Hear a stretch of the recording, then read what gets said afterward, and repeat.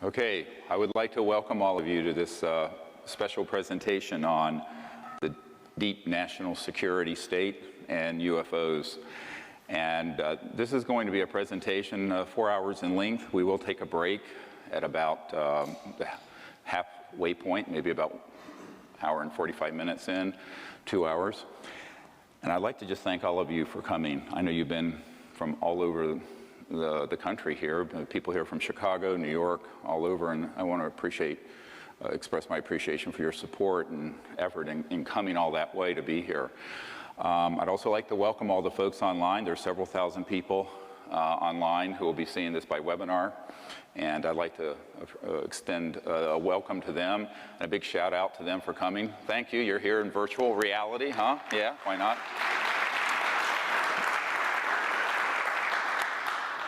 So I'm Dr. Stephen Greer, and the founder of the Disclosure Project and the Center for the Study of Extraterrestrial Intelligence and the Orion Project.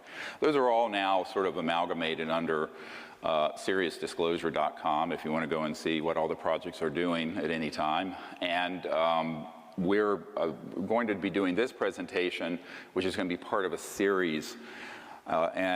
I really want to thank the people who've supported me all these years in getting this far. There's some folks who are volunteers out front who've been on many expeditions with me out under the stars, and people all over the world. My mentors in the national security state who, without them, I would have never had a Sherpa to figure out how this whole system works. You're going to learn things today, that the President of the United States doesn't know. I will assure you of that. I'll give you my assurance that it's true. It is also true that without some very special person, and her name is Emily, my wife of 36 years, we wouldn't be here. So a big thank you to Emily. She set this up. And really and truly, if Emily had not supported me all these years, there aren't many Jewish doctors, daughters, wives, who will be happy with their husband leaving a career in emergency medicine to be doing this for virtually nothing for 25 years. And that's when we started this project 25 years ago. So she's an amazing person, and without her, we would have never, ever gotten this far. She's really been the indispensable person that nobody knows about, and I want to acknowledge her. So thank you, Emily. Love you. So the other thing I'd like to do is just some housekeeping things. Again, no cell phones, please. And if there are any children who are on the webinar, I know this sounds strange. We're going to go through some things that are disturbing, and I would say parental discretion is advised for that reason. I usually would not say that, but we are today, and I need to say it. And the first thing I want to go through is sort of an architecture of what the deep national security state is. Because this is something that when I started out in 1990, I didn't think could possibly be true. And in fact, when I was meeting with the French government officials a few years ago here in Washington and then out at our farm in Virginia, I got a phone call from an Air Force intelligence guy and a liaison to the French president at that time, Nicolas Sarkozy, who said, "This is fantastic and terrible." And he didn't know if he quite believed it. And I said, well, come to Washington and I'll let you meet with some folks who are in the deep national security state who will confirm everything I'm about to tell you. So they came to Washington and we had a meeting, and I began to explain to them that there are two governments. There's the government of we the people that Thomas Jefferson spoke of, that we have elected, and those who have been appointed. And since World War II, there has evolved a monster, which you're going to hear about, which desperately needs to be put on a leash and eventually phased out. And that is the deep national security state of unacknowledged special access projects. Now, this is a term most people are not familiar with. Most of you, if you're anyone here from DC, raise your hand if you're a DC person. You probably have heard of TSSCI, Top Secret Special Compartmented Intelligence. A top secret clearance are like 985,000 people who have them. It's you know, that and $1.50 will get you on the metro. So those are not unusual. What's unusual are the projects I'm about to talk to you about. And these unacknowledged special access projects are projects that have not been supervised by the president or the Congress in an appropriate way since 1956, at least 1956. This is a key date for you to keep in mind. I was 1 year old, so I couldn't do anything about that. Most of us here weren't of an age where we could have done anything about that disaster. But we're going to talk about how that evolved and how an unacknowledged special access project really operates. The very first thing you need to understand is that it developed as a consequence of the extraordinary secrecy around the UFO issue. And if you doubt it, it goes all the way back to 1945. And I'm going to go through some documents. The one that's up here is one that we acquired and released. It's now the #1 viewed document on the FBI site, this one. But before I get to that, I want to talk about what happened in the 1940s, in World War II. So most of you know we had President Franklin Delano Roosevelt, and there were events going on in Europe and also in the Pacific, but mainly in Europe, where there were these things called Foo Fighters. Yes, it's a rock group, and Dave Grohl, it's a great guy, he named his band after what I'm about to tell you. But a Foo Fighter, aside from being a really fun rock band, were objects that were flying around our aircraft in World War II. Sometimes they were fully materialized, hard. Most of the time, they were an energy field that looked spherical, and they could come through an aircraft, even coming down the center of an aircraft and out the other end.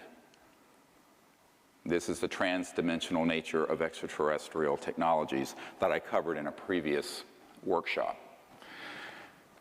This became a huge concern for the Allies, and the Allies dispatched, or the president, I should say, on behalf of the Allies, dispatched a man named General Jimmy Doolittle. Now, how do I know this? Because his nephew is a dear friend of mine, Dr. John Altshuler. Dr. Altshuler is a hematologist, oncologist in Denver, very renowned, and he was asked, General Doolittle was asked to go over to the theater of operations in Europe to find out what the hell these things were.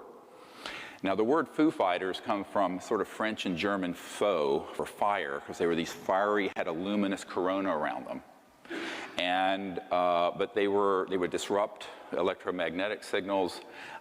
They would have effects on the gravity around an aircraft and other things such as guidance systems, compasses, and what have you. And so we thought, the Americans and British thought it was a secret Nazi weapon. And we found out through our spies that the Germans thought it was a secret Allied weapon. And of course it was neither. So General Doolittle went over and investigated this and came back to the White House and reported back to President Roosevelt. He said, "Sir, these are interplanetary vehicles," I'm quoting. And so began the modern era of a serious concern from the national security level about UFOs. You can argue it went back to the airship scare of 1890s, late 1890s, where there were massive craft seen off the coast of California, but there wasn't that much official concern at that point. It was sort of an enigma. But in World War II, because of the type of weapons being developed, both by Hitler and by America, the interstellars, as I call them, became very concerned about what humans were doing on Earth and the risk of us destroying this planet, which I believe, carefully in analyzing the history of this, that they have an interest in its survival and humanity's survival. And so the president at that point did assemble a group of folks that included Oppenheimer, people who worked on the Manhattan Project, Dr. Vannevar Bush, no relationship to President Bush, and others to look into the issue. By the time we detonated the first atomic bomb, the facilities at White Sands missile range in New Mexico and Alamogordo, that area, were being overflown regularly by UFOs. And they were very concerned, obviously, that we were developing weapons that could terminate life on the planet. And they could see where this was headed. So this was not something that just happened out of the blue. There's a history here you must understand. In the early days, and I'm talking now from the early mid-1940s until 1956, there was a reasonable level of constitutional oversight by key members of Congress, senior people in the administrations, and the President of the United States. Everything changed in 1956. Now, when we had the only nuclear, and actually technically it's an atomic bomb squadron and not a thermonuclear one, that was developed later. Everybody know the difference between atomic and thermonuclear? Atomic bomb is fission, nuclear is fusion, hydrogen. Anyway, the atomic bomb that we dropped on Hiroshima and Nagasaki was developed, as you all know, in New Mexico, and it was tested at White Sands, and eventually in Roswell, New Mexico, that was the only bomber squadron that had atomic bombs in the world for a number of years before the Soviet Union developed them. And in 1947, there were 2 or 3, I have intelligence recently that indicates there were 3 so-called flying saucers, discs, flying by and doing surveillance of the 509th Bomber Squadron, which was the only atomic bomb squadron in the world. And they switched on, suddenly, an alleged radar system. Read this document carefully. Now, this, I know it's hard for you to see the original. It's dated 1950. It was to J. Edgar Hoover. The Edgar Hoover building's right near here. And an Air Force source stated that there were 3 flying saucers recovered in New Mexico. They're described as circular in shape with raised centers, 50 feet in diameter. Each one was occupied by 3 bodies of human shape, but only 3 feet tall. They're actually about 39 inches tall. In metallic cloth, very fine texture, etc. And it says that the saucers were found in New Mexico due to the fact that the government has a very high-powered radar set up in that area, and it's believed the radar interferes with the controlling mechanism of the saucers. This is a little bit anthropocentric and childish, because if you can go interstellar, you can handle a radar system. What actually happened is that those radar domes had a scalar longitudinal electromagnetic weapon, which is another whole classification of electromagnetic warfare systems that we'll get into later. But suffice it to say, it was an early scalar Star Wars hit. And when they switched that on, at least 2 of these disks collided. One went down northwest of Roswell. The other one continued and was more intact and was impacted near Socorro, New Mexico. And that's where they actually retrieved the bodies. The ones that was just north of Roswell was obliterated into little teeny pieces, tiny little pieces. Where they did retrieve, and we have Disclosure Project witnesses who have testified to this, who have personally seen what looks like almost hieroglyphic writing on some of the little parts that were retrieved. And I've seen these, and it's very interesting because it's reminiscent of the ancient Egyptian hieroglyphics, but not quite the same. Makes you wonder where the pyramids came from. So that event was an early hit. Now, there are some reports of others, but that's the most documented one. This document from the FBI is significant because, obviously, 3 years later, you had one branch of the government trying to find out what the other top secret branch of the government was doing. You can tell by the tone of it. I made inquiries through here and there. So it's a bunch of skullduggery that happens between agencies and competition. And there's always been competition between FBI, CIA, Air Force intelligence, et cetera, and so on. And this happens not just with the United States, it also happens between allies and alliances. For example, the next document, if you can pull this up, this is one of the most important documents. And by the way, after I briefed the CIA director about all this stuff, the sitting CIA director for President Clinton, which we'll get into in a moment, I got a cache of several thousand of these documents, about 5,000 of them. And they're in my vault. I don't know what to do with them. If we presented what was in them, it would take us from now until 2017.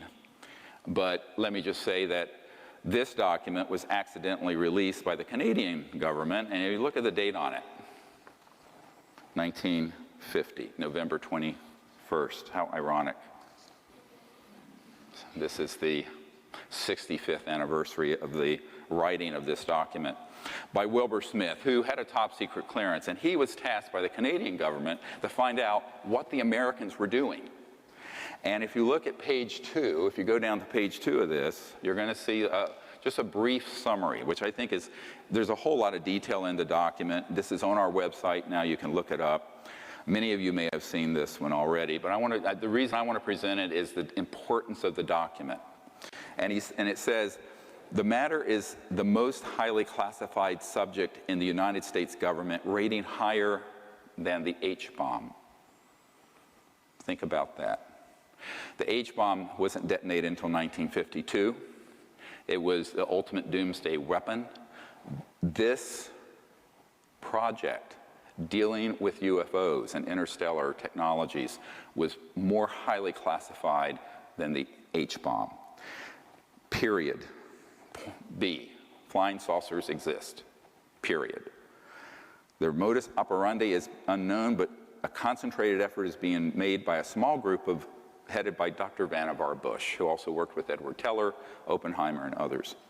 And 4, the entire matter is considered by the United States authorities to be of tremendous significance.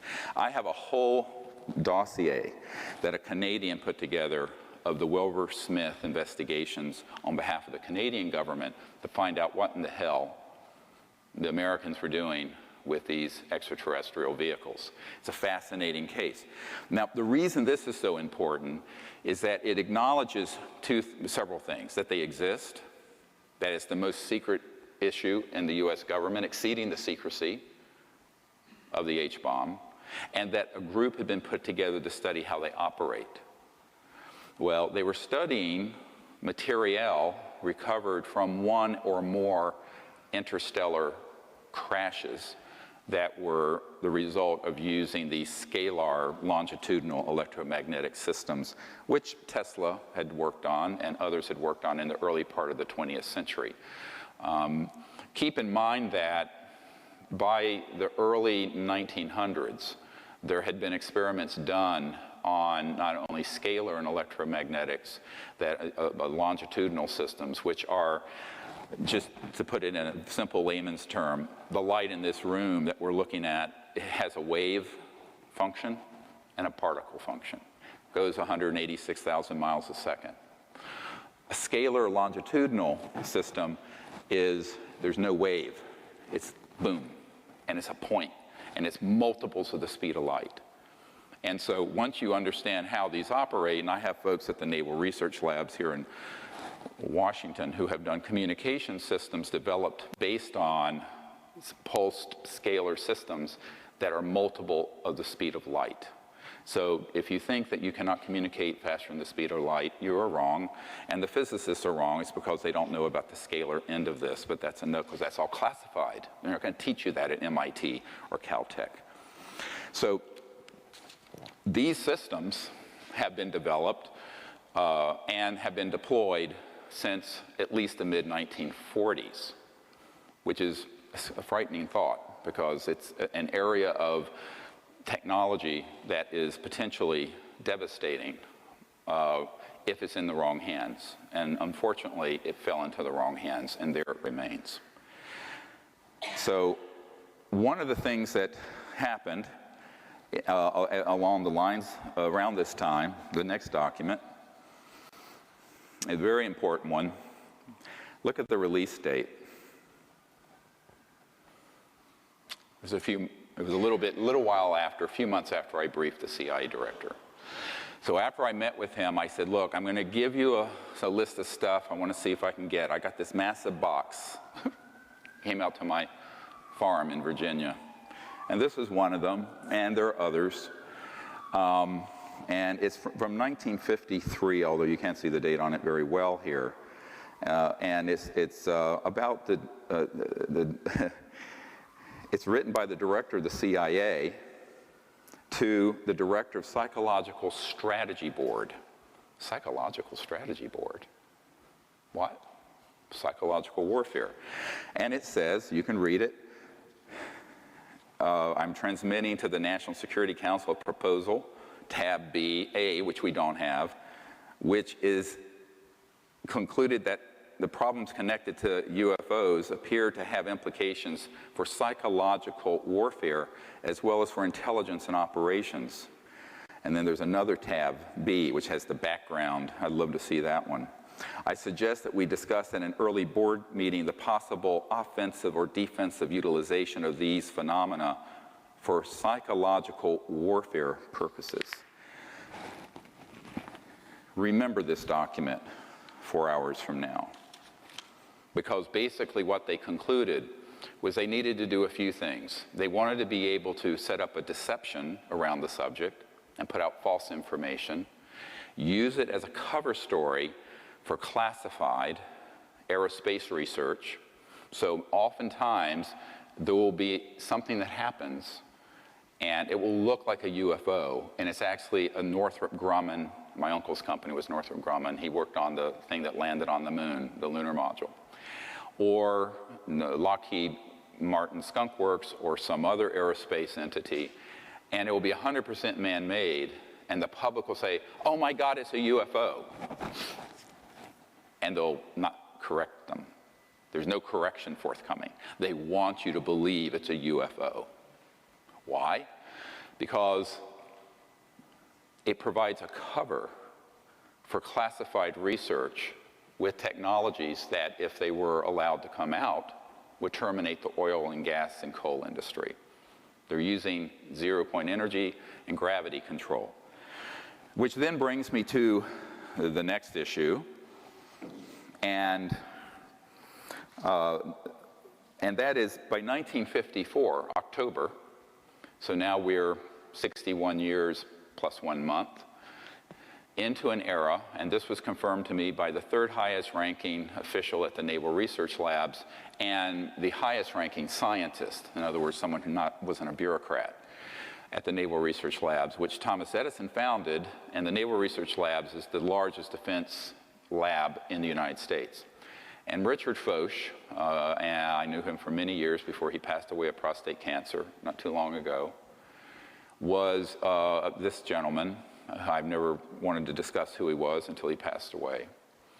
And he was a very senior guy in this system. And one of the things that he shared is that he was in the vault, the same vault that the next document came out of, which has a great story behind it. And he was going through some documentation and found that it wasn't in the 50s that we really started, I mean the 60s or 70s, but it was in the 50s that we actually mastered gravity control. Now what does that mean? Gravity control is the ability to put an electromagnetic field at certain voltages and with certain angular momentum. I don't want to get into a lot of, put you to sleep, I got into the physics of it too far. So that this object becomes massless, weightless, no mass, M-A-S-S.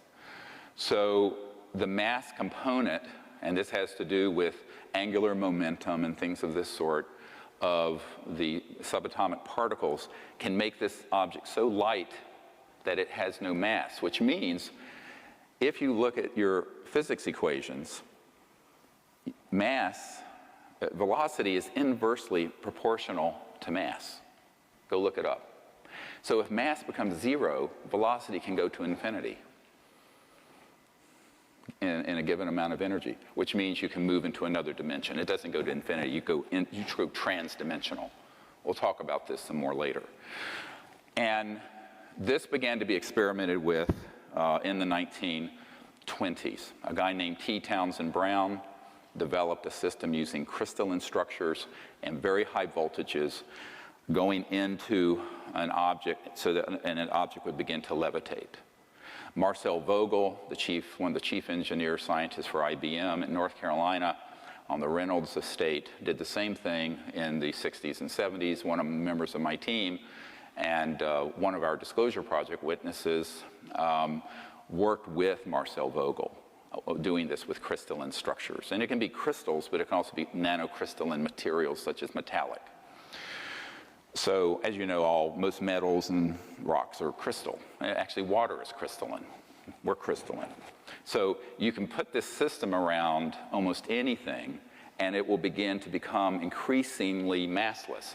Now, it doesn't have to be 0 mass. Maybe it's 0.1 mass. So it's still materialized, and you see it. But it means, man, can you accelerate this thing?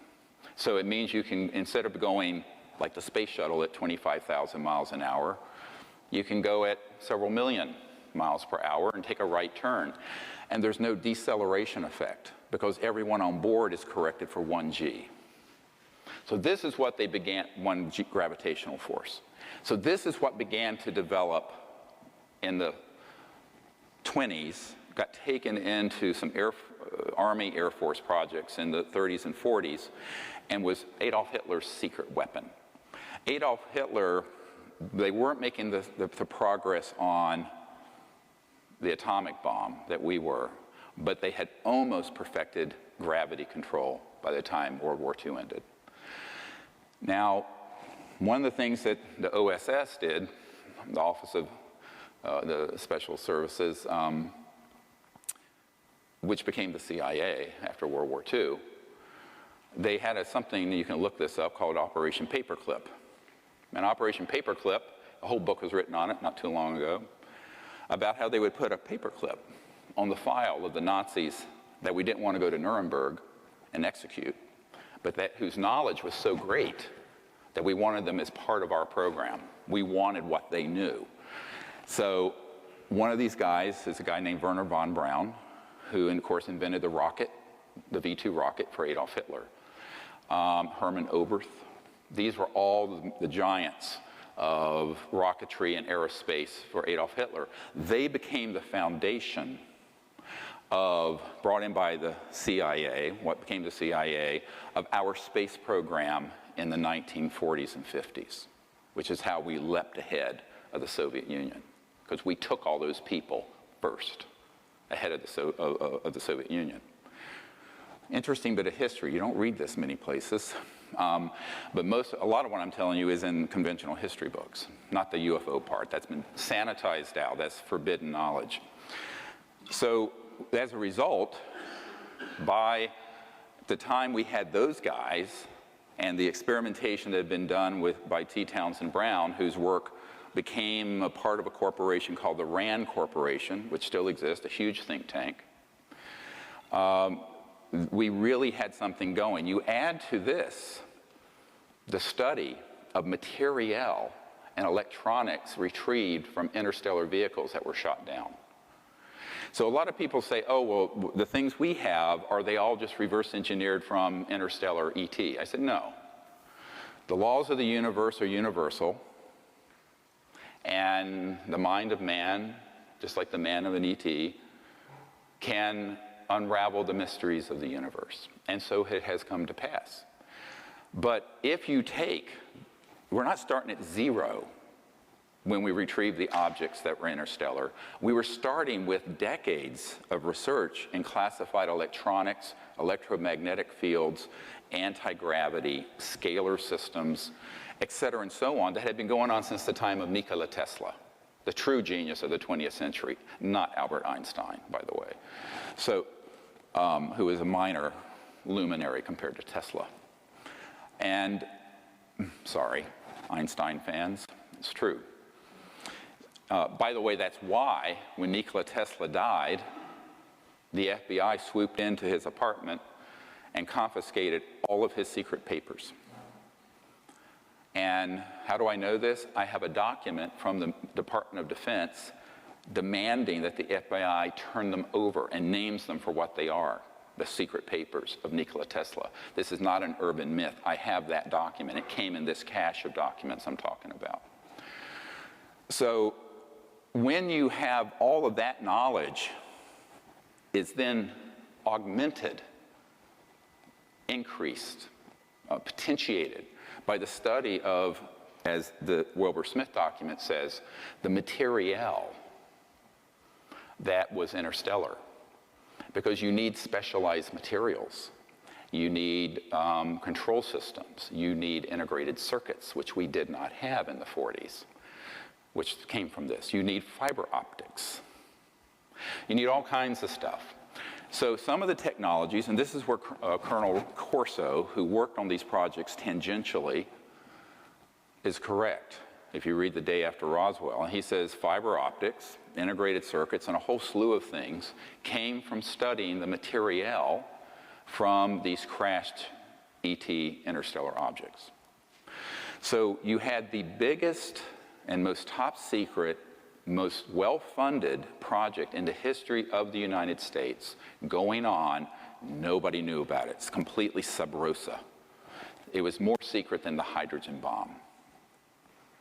And so between 1945 and 1954, the brain power of those Nazi aerospace folks like Wernher von Braun and Hermann Oberth, the work of T. Townsend Brown and others, Edward Teller, some of the brightest and most ingenious people in the world, bent their attention primarily not to the hydrogen bomb, but to gravity control and how are these interstellar visitors getting here? Because that would then be the ultimate edge, wouldn't it, in the technological arms race. You talk about a delivery system. You don't need an intercontinental ballistic missile that goes a few thousand miles an hour if you can deliver something instantly from one continent to another, or worse, from one planet to another. You begin to see the implications of this for national security. Therefore, it was managed in an extraordinary fashion. And the secrecy around it was increasingly ruthless. So much so that by 1956, the President of the United States, a man named Dwight Eisenhower, most of us drive on Eisenhower-era highways using 1880s Mercedes-type internal combustion engine cars that are run by fossil fuels, all of which have been obsolete since the 1940s or sooner. But Eisenhower was a five-star general, became president, two-term president, and was a Republican, very patriotic, but also very naively trusting.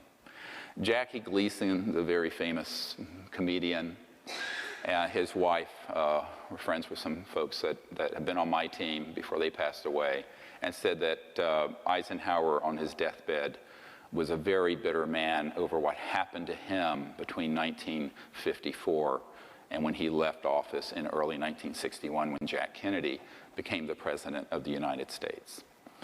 And in 1956, a man named Nelson Rockefeller, who later, of course, became vice president, and prior to that was an operative in the military-industrial complex and the emerging deep national security state.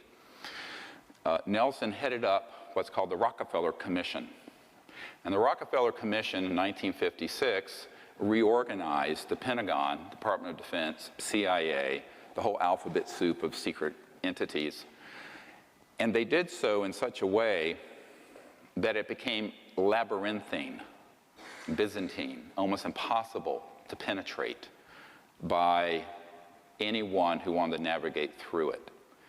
In the early days, there was still some presidential knowledge. We have one of our witnesses, Mr. Lovkin, who is an attorney, who was a young man, White House Signal Corps here at the White House down the street from where we're speaking today. You can look at his testimony on our website, seriousdisclosure.com, and he said, yes, he would be at meetings, and Eisenhower would be making doodles, pictures of UFOs and ET craft. In fact, I have one sitting in my condo here in D.C. that someone lifted from the archives. I won't say where and how. And he said basically Eisenhower voiced to him great frustration over the fact that there were all these projects going on and he had lost control of the oversight of them. So what happened with the Rockefeller Commission in 1956 is that they made it virtually impossible for any ordinary congressman or president, because they come every 4 to 8 years, don't they? So by the time they leave, even if they're there 8 years, maybe they're a little less wet behind the ears. But it's a system that guarantees their ignorance, except to the extent that they want to give you just enough information to control what's going on. We'll get into this in a moment. So by the time Eisenhower left office, he made the very famous speech about beware the military-industrial complex, as you've seen in the film Sirius. By the way, Sirius became #1 on Netflix a few months ago. Cool. Thank you guys for supporting that. And the president said it will become a threat to our national security and our way of life. Not the UFOs, the secrecy. No less a figure the same year, Admiral Roscoe Hillenkoetter, who was the first director of the CIA. Go look this document up. I mean, I have more documents than we have time for me to go through. And it's a letter where he's writing and saying that the secrecy around the UFO subject is a threat to our national security and to the United States. This is the first CIA director, because he also later found out he was being Schmidt-canned, pushed aside by these neo-fascists who had taken over the intelligence community, the aerospace community, and the large corporations. What happened over those years, from 1947 until 1956, was that there was a deliberate, albeit imperceptible initially, takeover by the corporate state. Corporations working with unacknowledged special access projects, which are completely off the radar, not funded officially, took over operations.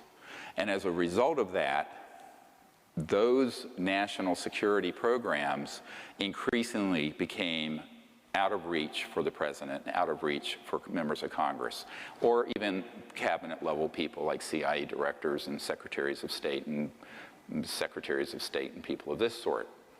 So this was a gradual thing that happened, but there was an abrupt change by 56. By 1961, when Eisenhower left office, frankly, we were done.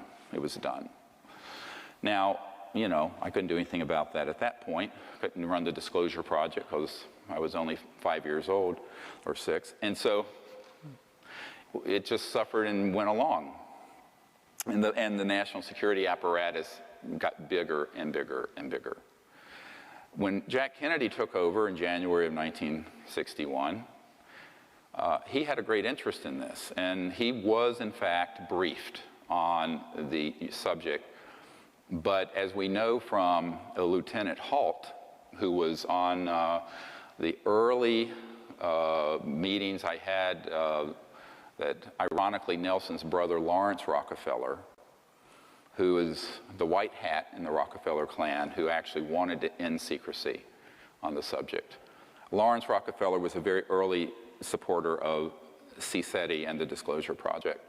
And he funded and I organized the Asilomar Monterey gathering of KGB, CIA, astronauts, cosmonauts in 1995. And what I found is that some of the people who came had been involved with the Kennedy administration. And one of these gentlemen, this lieutenant colonel, was on Air Force One flying to Berlin when Kennedy made that very famous speech, "I am a Berliner," although I think he misspoke it a little, but from what I hear from the Germans. But on that flight, this Air Force officer, who was sort of like the chief steward who sort of ran Air Force One for the president, had a chat. And this issue came up because he had been a pilot who had seen one of these UFOs as an Air Force pilot. And there are thousands of sightings like this that we have in our archive. And he brought this up to the president. He says, "Oh, yes, I know about this." He says, "I've been briefed on it a little bit. But," and now I'm quoting, I have this audio tape. It is chilling, the audio tape. But he says, "Unfortunately, the whole matter," this is the president speaking, "the whole matter is out of my hands, and I don't know why," and began to cry. So we know, and that was 1963, June of 63, and of course he was killed in November. But before that, some other tragic things happened. There are a lot of tragedies here. The main thing being the loss of almost a century of evolution by the human race, which is why I left medicine. I always tell people, I used to say try to save a life one at a time. Now we have to do something to save the entire human race and planet from what is a disastrous situation that's developed. So I just say that now all of us have to work together because our patient is Gaia, the Earth, and her 7 billion children. But if you look at this document, the next one, this is a very dangerous document to have. I'm going to have to give you the provenance of this. This is the Marilyn Monroe document. It's basically a death warrant for poor Marilyn Monroe. And you look at the date on it, 3 August 1962. They found her dead the 5th of August. It's signed by James Jesus Angleton III at the bottom. Project Moondust up at the top, and Project 46. These are correct code names and code numbers for UFO ET related projects by the agency as of that date. And as you read through it, and it gives some background, it's a wiretap summary if you look at the top of it. I know it's a very degraded document, but it's a wiretap summary of telephone conversations between Marilyn Monroe and Robert Kennedy, the Attorney General, and a guy named Rothberg, who was an art dealer in New York. And they were tapping Marilyn's phone because she had had tryst, as it says here, with the president. And everyone knows now she had an affair with both Jack Kennedy and Robert Kennedy. And in pillow talk, the president had told her some things. And it says one such secret that she was going to divulge in a news conference mentions the visit by the president at a secret airbase for the purpose of inspecting things from outer space. I don't think they're talking about meteorites. Kilgallen, who had been a reporter who dug into this, replied that she knew what might be the source of the visit. In the mid-50s, Kilgallen learned of a secret effort by US and UK governments to identify the origins of crashed spacecraft and dead bodies from a British government official. That was Lord Mountbatten. Kilgallen believed the story, who was later blown up by an IRA bomb, or so it was made to appear. Kilgallen believed the story may have come from the New Mexico crash in the late 40s, clear reference to the Roswell event. And she said that if the story is true, it would cause terrible embarrassment to Jack and his plans to have NASA put men on the moon, because we were using old rockets from the 40s when this secret organization already had anti-gravity under control. The subject repeatedly called the Attorney General and complained about the way she was being ignored by the president. The subject threatened to hold a press conference and would tell all, underline in the original document. That's not my underlining. The subject made references to bases in Cuba and knew of the president's plan to kill Castro. And number 5, the subject made references to her diary of secrets and what the newspapers would do with such disclosures. 2 days later, she's found dead. Now, this document, how did I get it? It's top secret, and it has not been declassified, and it is authentic. A man whose family helped found the National Security Agency, NSA, was so supportive of what the work I was doing that he appeared one day with this document.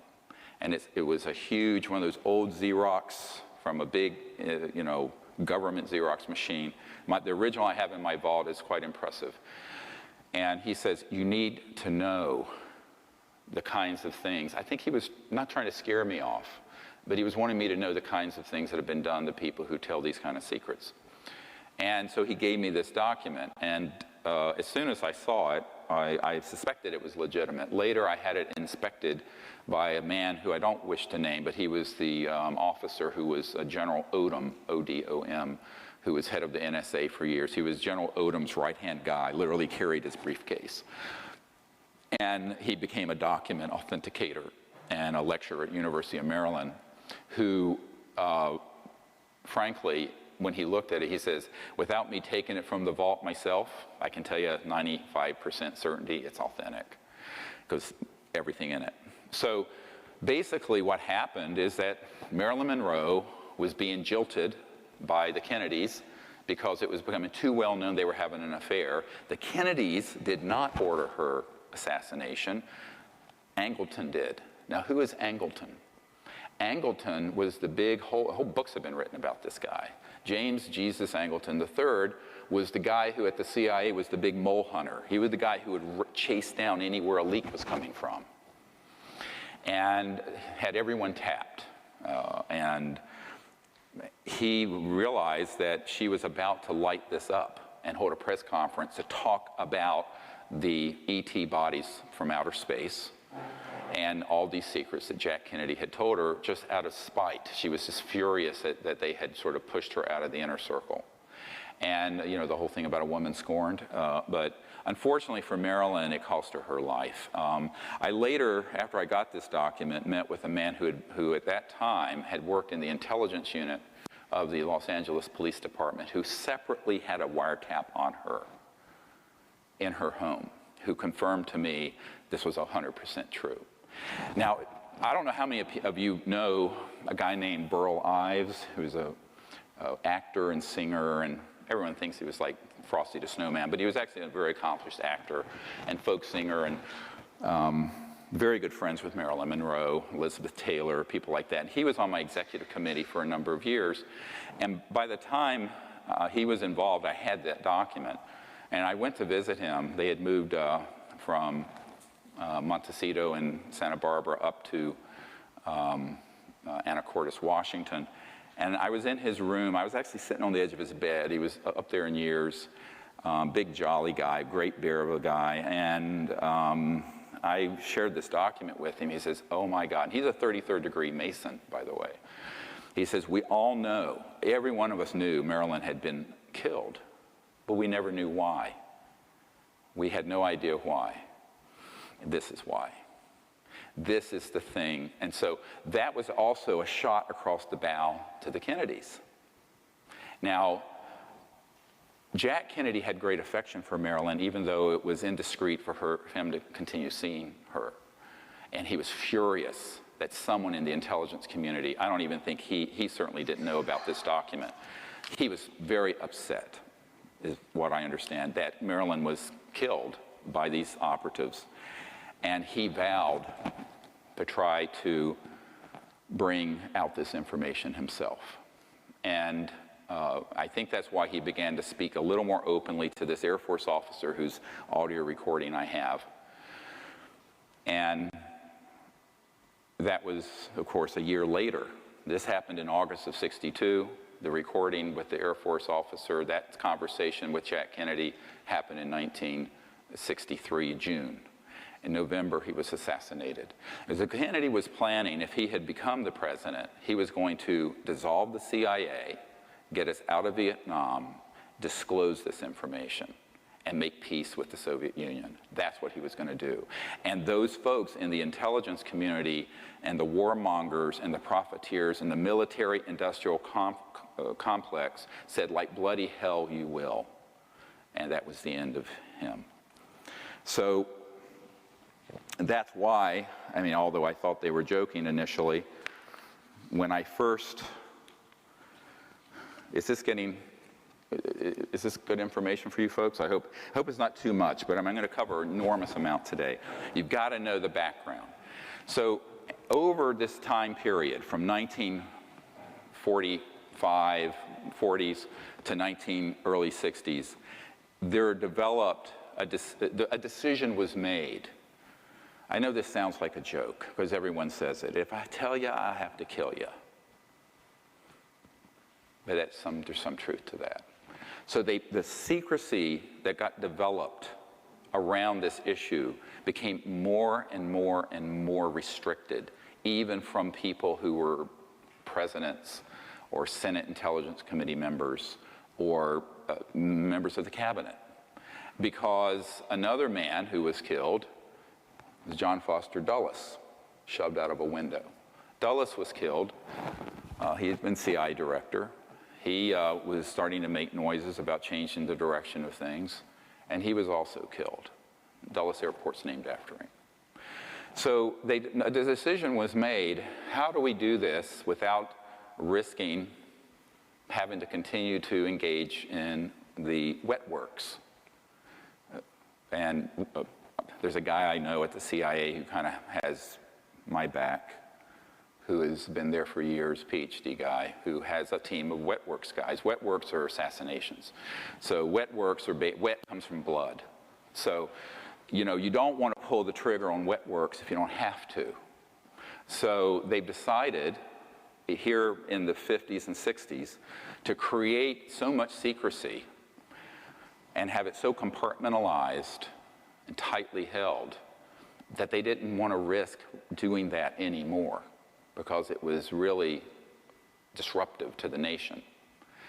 And that is really the genesis of unacknowledged special access projects.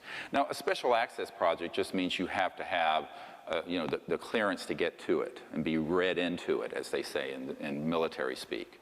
But an unacknowledged project, I just want to go through a minute how that works. Let's say that this gentleman is a 4-star general, and I'm a colonel. I made you a 4-star general. But I'm in an unacknowledged special access project dealing with this or some other subject. It can be other things as well.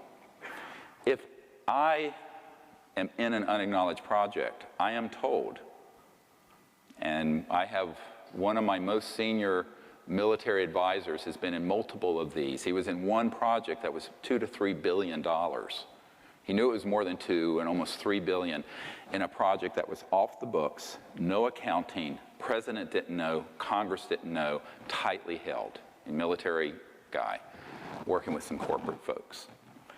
And he told me, he says, here's how it works. He says, they take you to a SCIF, a Secure Communication Intelligence Facility, SCIF, take all the equipment off of you, any guns off, cell phones, watches, nothing. Anything metallic. You go into this underground facility, and there's a meeting. And he said, hey, you have a come into Jesus talk.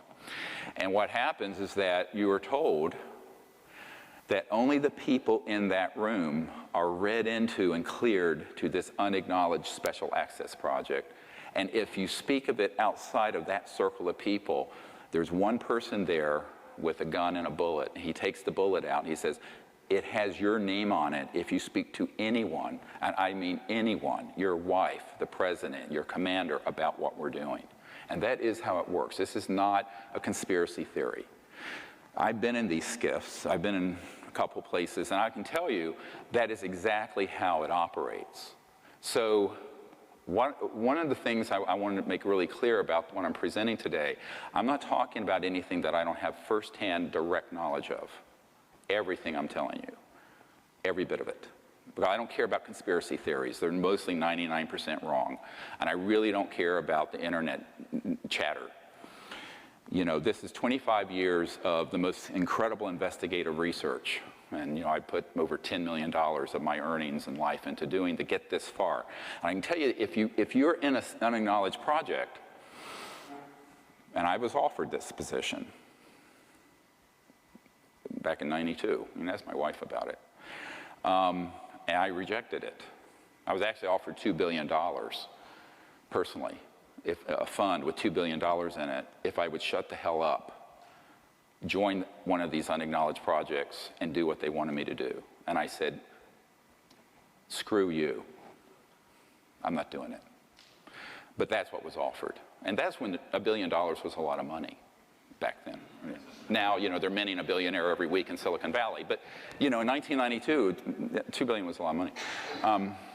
So what ended up happening in this scenario is that if my 4-star commanding general calls me in because he's heard rumblings about something that people are working on he didn't know about, under threat of death, TWEEP, terminate with extreme prejudice, which is death, TWEP, I am to turn to him, even though he's my 4-star commanding, I'm only a colonel, and I'm to say, sir, no such project exists.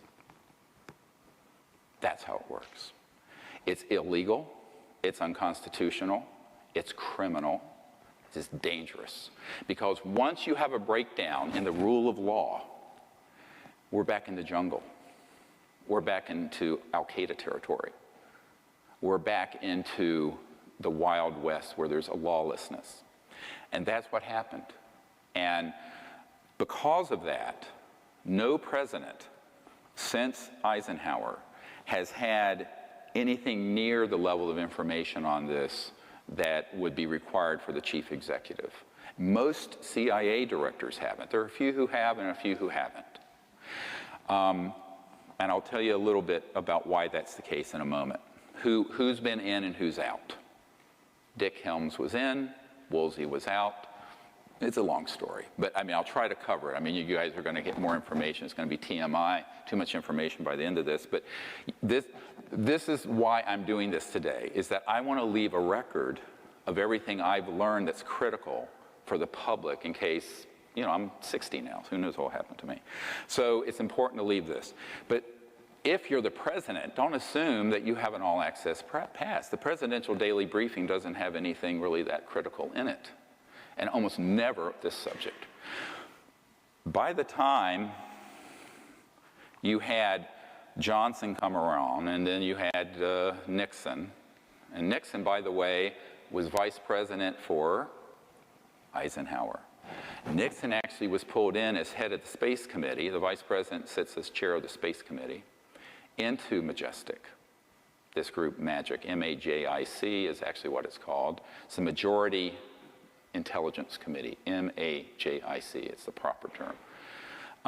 And MAJIC tapped Nixon, and he thought as president, he would be the guy that would disclose this, because he thought it was time, and he finally became president after Jack Kennedy, he felt, swindled him out of the presidency in 1960. And then, of course, Lyndon Johnson inherited the presidency in a sense after the assassination, had one term, part of another, the rest of Jack Kennedy's term. But Nixon thought, well, okay, I'm going to do this. And so a little thing called Watergate happened. Everybody remember Watergate? Those of you too young to remember, it was the break-in over here at this office in a luxury apartment on the Potomac. And it was a bag job. Bagmen went in and broke into the Democratic National Committee offices to get lists and information, and Nixon ended up covering it up. It's kind of standard operating procedure. It's like it wasn't really that big of a deal in the sense that it happens all the day, you just don't know it. But there was a guy named Woodard who was ONI. Office of Naval, Bernstein, Woodard and Bernstein, look it up. And Office of Naval Intelligence is where he came from. And suddenly this young reporter has this deep throat. Well, he had an ONI guy give him the information, Office of Naval Intelligence, because Nixon was planning to blow the lid off the secrecy. And the way they took him down was by impeachment rather than by a bullet. That's actually why Nixon was impeached. Now, he did do the Watergate, and he was a crook. But, I would say most politicians have engaged in such things. I know I'm a bit cynical about it, but, it's not that unusual for dirty tricks and oppo research to be done against someone else, and you have someone go and steal something or rifle through trash to get dirt on someone, and that's what they were doing. And in this case, it was a break-in, so technically it was illegal, and then he covered it up and he got impeached. But the real reason why that became such a big scandal and the shit hit the fan was that this ONI guy, Woodard, had a source that he worked who had the actionable intelligence on what really happened, and there goes the president. And of course, you know, we had Ford, who was a part-term, time guy, and he had a CIA director, Bill Colby, who was a member of MAGIC. Bill Colby, I'm giving you like a 50-year history real quick. Is this good? You know, you need this, huh? Colby, and by the way, Nixon had a guy named Dick Helms, who did not want me to talk about this at all, and said as much to someone who is part of a group, and that woman is in this room today. But what ended up happening with Colby is that as he got older, he was very, very upset. And William Colby, CIA director, who was involved to an extent in the MAGIC operations, decided that it was really terrible what was happening to the country. And he's a very patriotic man. He was up there in years, and he decided to defect as a lone wolf, but an unacknowledged lone wolf. And this is why I'll never allow this again. So let me tell you what really happened to Bill Colby. Bill Colby, reached out to me through his best friend, a colonel who I will not name, is still living, and an elderly man, but a full-bird colonel who had been in MAGIC, this committee, that majority intelligence committee that oversees the UFO issue. And he wanted, Bill Colby wanted to bring forward the technologies, not the things that fly, but an energy technology based on these classified operations, and some seed money, about $50 million in, I guess, kind of gray area seed money, to my group so we could bring these technologies out and end the oil and global warming and the poverty and all of that. Now, the person who approached me, a member of my board, and this colonel, wouldn't say who the client was. They were going to set up a secret meeting. I said, I think it's safer if I know who he is. They said, why? I said, because I can put him into a security system. He says, what do you mean? I said, not knowing is dangerous for him. They said, no, he won't do it that way. So I said, okay. So I'm working full-time as a trauma doctor, emergency doctor, and we're setting that up. And the week before I'm going to meet with this former CIA director, they find him floating down the Potomac River, made to look like an accident, and he was assassinated. And it was tragic. And I said, I will never do this again. I felt terribly guilty.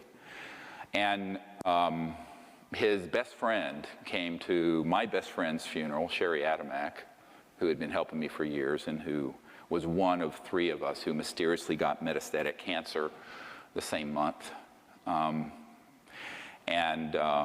Simeon, I think you knew Sherry. And this colonel came to her wake, and he just looked at me. He says, we can't look back. We have to keep putting one foot in front of the other, even though we both have had horrible losses. Yeah. So we did. We kept going. And, you know, when Bill Colby was killed, I thought at that point, well, his game is over. You know, from 94 until now, I was about to give up on everything. But anyway, very, very difficult emotionally and very difficult physically to carry this for, 25 years. But, I figured this is the pearl of great price. You don't throw this one back in to the water. I mean, this is huge. So we decided we would just continue marshaling our energies and go forward. But we knew that we couldn't do anything like that again. It had to be open.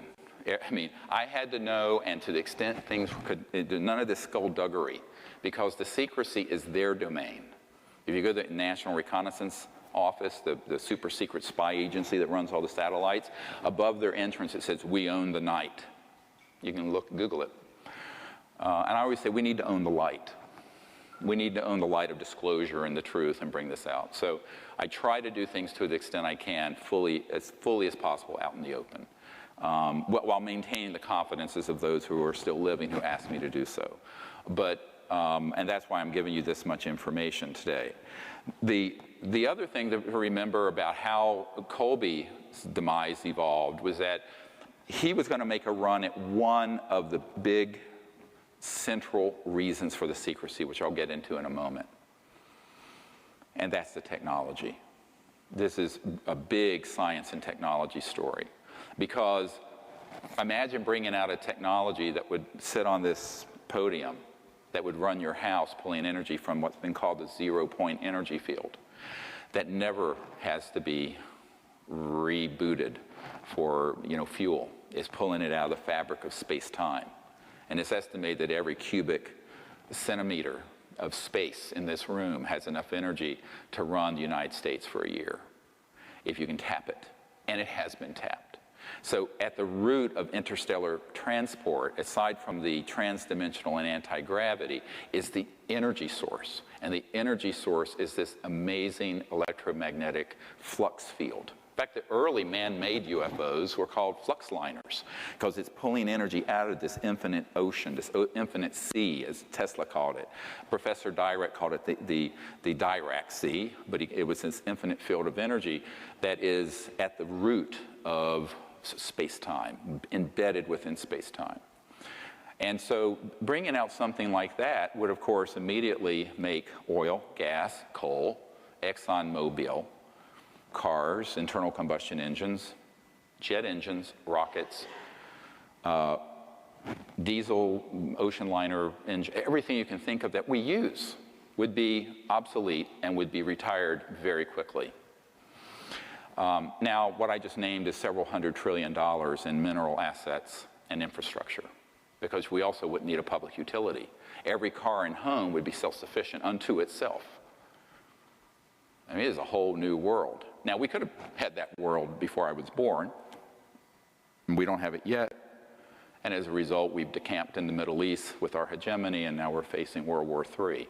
So there are consequences to this kind of secrecy, unintended, and some are intended. But the unintended consequences are really about blowing back on us hard right now, both physically, geophysically, environmentally, geopolitically, and militarily. It's a very dangerous thing to thwart the development of normal technologies to be used for peaceful purposes. Now, that's the big caveat. Use them for peaceful purposes. Now, eventually, one of the things that happened along the lines of this was, how do we keep all this secret? Well, wet works kill people. Compartmentalization, unacknowledged special access projects. Nobody outside the project knows. A big one is ridicule. I have a document from 1950s where they talk about engaging Disney Studios, which had done a lot of the OSS propaganda films in World War II. And Walt Disney was an asset of the CIA. And believe it or not, I mean, everyone thinks of cartoons, but so they engaged Disney Studios to make Flying Saucer and Little Green Men films, ha ha ha. And it ridiculed the subject so that respectable people would say, well, you're a kook if you're dealing with UFOs and the ET issue. And that was done deliberately, and this was part of what I referred to in that earlier document, the psychological warfare value of the subject. How do you create the psychological nexus so that the subject becomes subject non grata?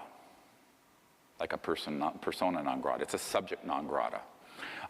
It's unwelcome. It has ridicule associated with it. And an Air Force major told me, who's one of our Disclosure Project witnesses, who was present when we shot and killed an ET on the tarmac at McGuire Field there in New Jersey. His testimony is quite riveting, if you've read the materials. And he was saying, look, really the way this has been kept secret more than anything is just sheer ridicule.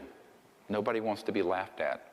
Everyone's concerned what their friends might think. because, where's the tinfoil hat you're supposed to be wearing? So this ridicule got ramped up in 1953 in the psychological warfare programs. So by the time, we came on the stage, we're 50, 60 years into a hole of ridicule and denial and countermeasures and everything else that, how do you fix this? It's very difficult because most reporters and media people don't want to be ridiculed, nor do scientific and people and professors and government folks. I mean, there's so many people in the Congress I've met with, very interested, know this is real. I'll say, will you hold a hearing on this? They go, oh, no. It'd be the end of my career. I'd be the laughing stock. I'd be Senator Moonbeam or Congressman, Tinfoil Hat or whatever. So that ridicule, which was ramped up in the 50s, has been very effective, incredibly effective. And that's one of the hard problems I've faced as well. Although, as a medical doctor, luckily I was known as a very good emergency doctor before I got on Larry King Live and started doing stuff like this. But if it had been the other way around, I probably would have never been hired. Really. Yeah, so I was careful in my timing because I did have a family of 4 children to support.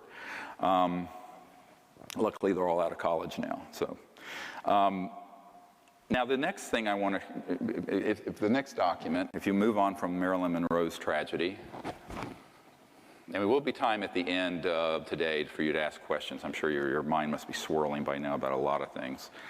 And this is the next document is the Peterson Memo, Arlington Institute. So this is the meeting that never happened with me and the CIA director. Very interesting. Look at the date. 3rd of December, 1993. The meeting between me and the sitting CIA director was the 13th of December, 1993. And is that document up? And the CIA director, R. James Woolsey, who, when information about my meeting came out after he had left office, denied it ever happened. Luckily, I could caught him in a flat-footed lie. I always tell people in Washington, how do you know these politicians and lawyers are lying? Their lips are moving. If their lips are moving, they're lying. I know it's a very cynical thing to say, but unfortunately very true. But this document, which I'm not going to go all the way through, but some of the information is very, very important. I talked to Woolsey this morning, and he suggested getting together, underline.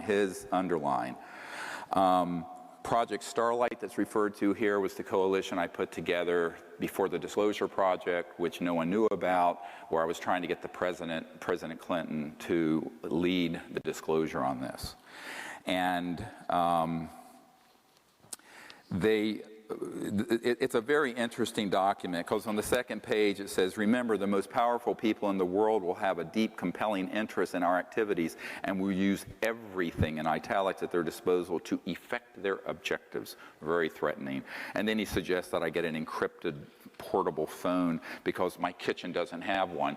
I mean, the whole thing is like such. Now here I am, of course, I'm like 30-some years old. I'm an emergency doctor, and I'm being asked to come up and brief the sitting CIA director because, and if you read this carefully, it states in there, he's made inquiries and no one's telling him anything. This is the sitting director of the CIA. This is the proof the meeting took place. Now, there is other proof. Now, what the hell is going on that a sitting CIA director doesn't know anything about the most top secret CIA project? Illegal, outrageous, unconstitutional, criminal. And when I found this out, now remember, this is 22 years ago almost, it was a shock to me. Because I was raised like most people. I thought, you know, well, there's a president, there are all these spooks, and there's a chain of command, and it operates. I didn't know about unacknowledged special access projects. I certainly could not have imagined that the man who puts together the presidential daily briefing would be kept secret on stuff that I had collected unbelievable amounts of evidence for the existence of, UFOs, extraterrestrial intelligence, et cetera, and so on. But that was the case. And when I met with this man for nearly 3 hours, it became quite clear to me that it was not a prevarication.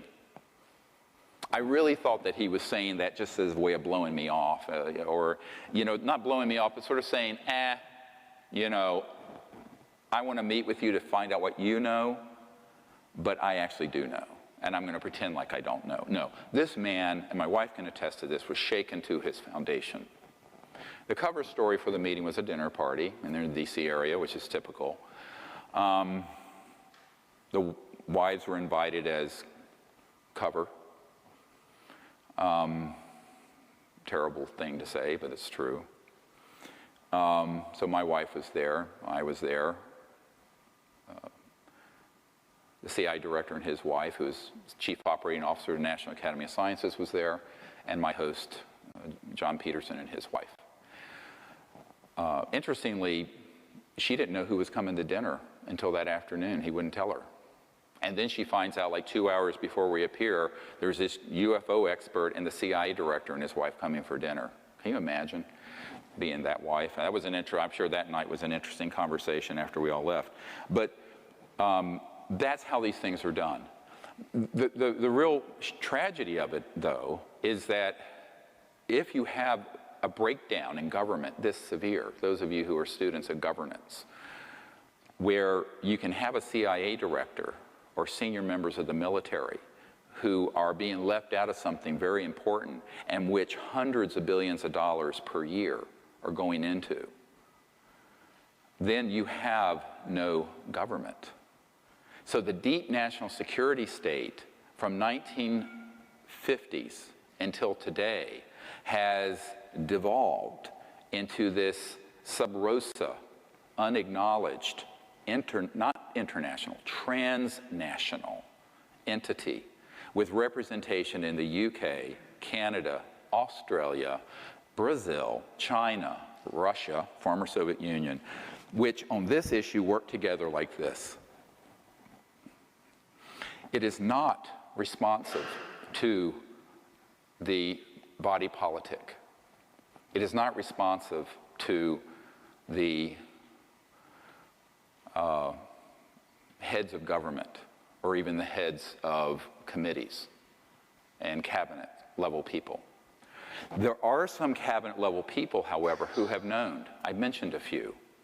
There was a CIA director known as George H.W. Bush, and the CIA headquarters is now named after him. He was a member and is a member of MAGIC. But then there are others like Woolsey who wouldn't be told anything. Some presidents have been given a little information, and some have been told nothing. Why? Well, here's how it works. It took me a long time to figure out something very simple. I call this a soul biopsy, because doctors are talking about biopsies, but it's a psychological analysis. So let's say this gentleman is the incoming director of the CIA. The outgoing director of the CIA is me. As incoming director of the CIA, they've taken your life apart, and they know what your values are. If your values are that you would not go along with an illegal, criminal, unconstitutional effort and engage in assassinations that were illegal and other things, they will never tell you about this. And even if you're the president that's incoming, this is what happened to Jimmy Carter, and I know this for a fact. Jimmy Carter got elected, and the outgoing CIA director was, guess who? George H.W. Bush. George H.W. Bush, when he was called in and they had the transition meeting for between November and January when they have the transition and they're standing up the new cabinet, was asked personally, face-to-face, by Jimmy Carter, and I met with someone who was there, about the UFO issue. And Bush said, I'm not going to tell you, in a very derisive way, about that. Go see if you can get it from the Congressional Research Service. Literally. Brushed him off. And Carter was stunned, because Carter had had a UFO sighting when he was governor of Georgia. I have his report form that he filed officially, signed Jimmy Carter. He ran in 1976 on ending UFO secrecy, actually. So he put together a White House study on UFOs, which we have Disclosure Project witnesses that attest thereto, and they were reaching out to Stanford Research International to do SRI, to do the study for them, because they couldn't get anything from outgoing CIA Director Bush. And that entity, SRI, had some people come in and threaten them and said, basically, if you want to receive any more contracts from the Department of Defense or the US government, you will refuse to do this study for the White House. We have that as an affidavit signed from someone involved. So now, this is very extraordinary, but we have legal documents that prove it. So Carter was boxed out of this. And not long ago, he was at a signing ceremony, signing guitars in Spain to raise money for the Carter Center a few years ago. And a very well-known, I think his name's John Williams, well-known classical guitarist, who's on our team, was there and said, you know, at dinner, someone asked Carter, what was it like to be the most powerful man in the world? And President Carter said, I don't think I was that man. And everyone just thought he was joking. And he said, well, there are certain things I wasn't allowed to know about. And someone very, in a ridiculing way, said, ha, ha, ha, what, like UFOs? And President Carter said, yes, that and more, referring to these energy and technology things. And so Carter wasn't joking, and it is true that he did not get access the whole time he was president, because he would have ended the secrecy, and they knew it. It's also why he was a one-term president. Now we had after him Ronald Reagan, or Ray-Gun, as I call him, R-A-Y. So a colonel who reached out to me was one of the guys who putting together the SDI, Strategic Defense Initiative, Star Wars. And he actually met with Carter and Reagan. Carter was a hard sell, Reagan was a soft sell on the billions to go into Star Wars. Now, the way it worked is that the Star Wars was always a cover story for targeting in space interstellar vehicles using these scalar weapons, not lasers, not if it's at the speed of light, it's not fast enough. Everything important is faster than the speed of light. And so what happened is that he, at that point, got convinced. They sent just the right people in to convince Reagan that there was an existential alien threat. Basically what Wernher von Braun warned on his deathbed about, which we'll get to in a moment. And so Reagan bought into it. That's why you can Google this. At the UN, he said, wouldn't our job of uniting the world be easier if we could unite against a common alien threat? I'm paraphrasing, but you can look this up. Actually, Bill Clinton recently said that on Jimmy Kimmel, something very similar. The reason that happens is because there is a prevailing need for people who are in certain positions to be given what is, I call, targeted and tailor-made disinformation. Information that is geared towards scaring the hell out of them so they go along with the agenda of militarism as opposed to peaceful contact with these civilizations. And it's not hard to do if you have a certain orientation, if you have a certain mindset based on fear, xenophobia, us versus them, that whole mindset. So that's really the criteria. Whether someone is pulled in the loop of this secrecy in government or not has to do with what their values are, what their psychological profile is, whether they will go along with the agenda of secrecy. If they will not go along with the agenda of secrecy, they're not going to tell you anything. I don't care if you are the President of the United States or the CIA Director or the Chairman of the Joint Chiefs of Staff. But there have been people who do know in those same positions. Why? Because they were willing to go along with this chicanery. Now, if the next document you can put up, it's just a partial list of the sort of VIPs and government official I briefed. It goes 3 pages long. It's 50, 60, 70, and this is just a few of them. Every single one of these people, without exception, and you can scroll down through them and just flip through. I'm not going to go through them all. We don't have time. This is a lot of work, having private meetings with this many people. Every single one of these people, from Senator Claiborne Pell to the CIA Director to the head of intelligence for the Joint Staff to the head of the Defense Intelligence Agency, the biggest intelligence gathering entity in the Pentagon, every single one of these people wanted to know but had been denied access to these unacknowledged special access projects. Every single one of them. That is the proof we have. If we ever had to go to court to prove that the operation is illegal. And these people, the ones still living, would be subpoenaed. Because, believe me, and I have more, one of them that you see on page 2 here is Lord Hill Norton. And if you go to this next document, this is a 5-star admiral. How many people have heard of Lord Hill Norton? He's actually a great guy. He passed away not long ago. I don't mind sharing these couple letters. I have a whole file with him. He asked me to come to his estate in England and brief him back in, I believe it was 1990s sometime. And he was a 5-star admiral, what they used to call Sea Lord. And Lord Hill Norton, is that the one? Is that the right one? Yeah.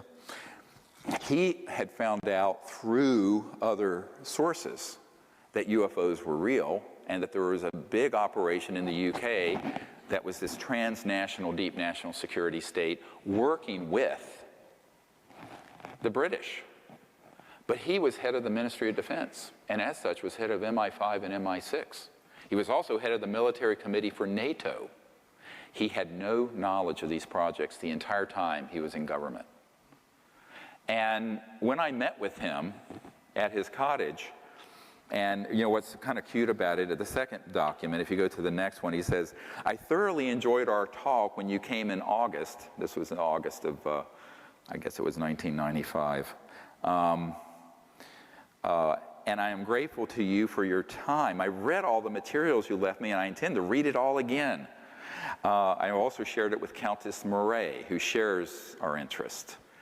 I have an idea you may have met her some time ago. I meet a lot of folks. I find your latest brief on the national security implications of the UFO subjects very clear and very convincing, and it goes on. It's a beautiful letter, and things he was going to do with the European Parliament and whatnot. He died not being able to accomplish as much as he wanted to with the British government because I had to explain to him why he never knew anything about this. And it's a very hard thing to sit with someone like a CIA director or someone like this, who's one of the most powerful people in the military and intelligence field in the world, and tell them, you just were not in the loop. And he basically said to me, well, why didn't they tell me? And he was a little hurt and kind of petulant. And I said, sir, I'm going to answer your question with a question. What would you have done if you'd found out there was a transnational entity, unacknowledged, running unconstitutionally in your country and mine, engaging in assassinations, keeping from the planet technologies that would save the earth from environmental destruction and eliminate poverty within a generation?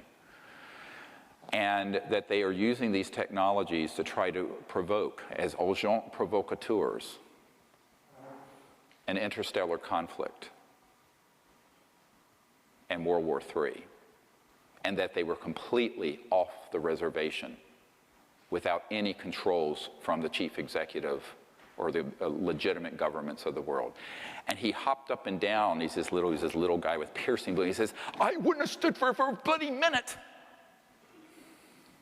I said, well, that's why they didn't tell you. He says, what do you mean? He thought I was being impertinent. I said, because they knew you wouldn't go along with that agenda. Therefore, you are out of the loop. That's how it works. It's that simple. So you basically accumulate people who are enormously evil and who want to see terrible damage done to the planet because at their core, they love war and they love conflict. They do not want peace to break out. As one of them said to me, heaven forbid we should have peace on this planet. Too many people would be out of business. Too many of us would be out of business. Very cynical, but true. The next document is from one of my advisors to Admiral Tom Wilson. And it's about setting up a briefing for him. And I only put this up here because some people have challenged me, did you really have meetings with folks like this? Yes, absolutely. And it was on my birthday in 1995, the first letter was written. I ended up meeting with him in 97 in April. But he helped us in a number of ways prior to that, as did this Admiral Kramer, who set up my meetings at Wright-Patterson Air Force Base, the facility to which the crashed ET remains went in 1940s in Dayton, Ohio. And this meeting was another one where I was able to provide to him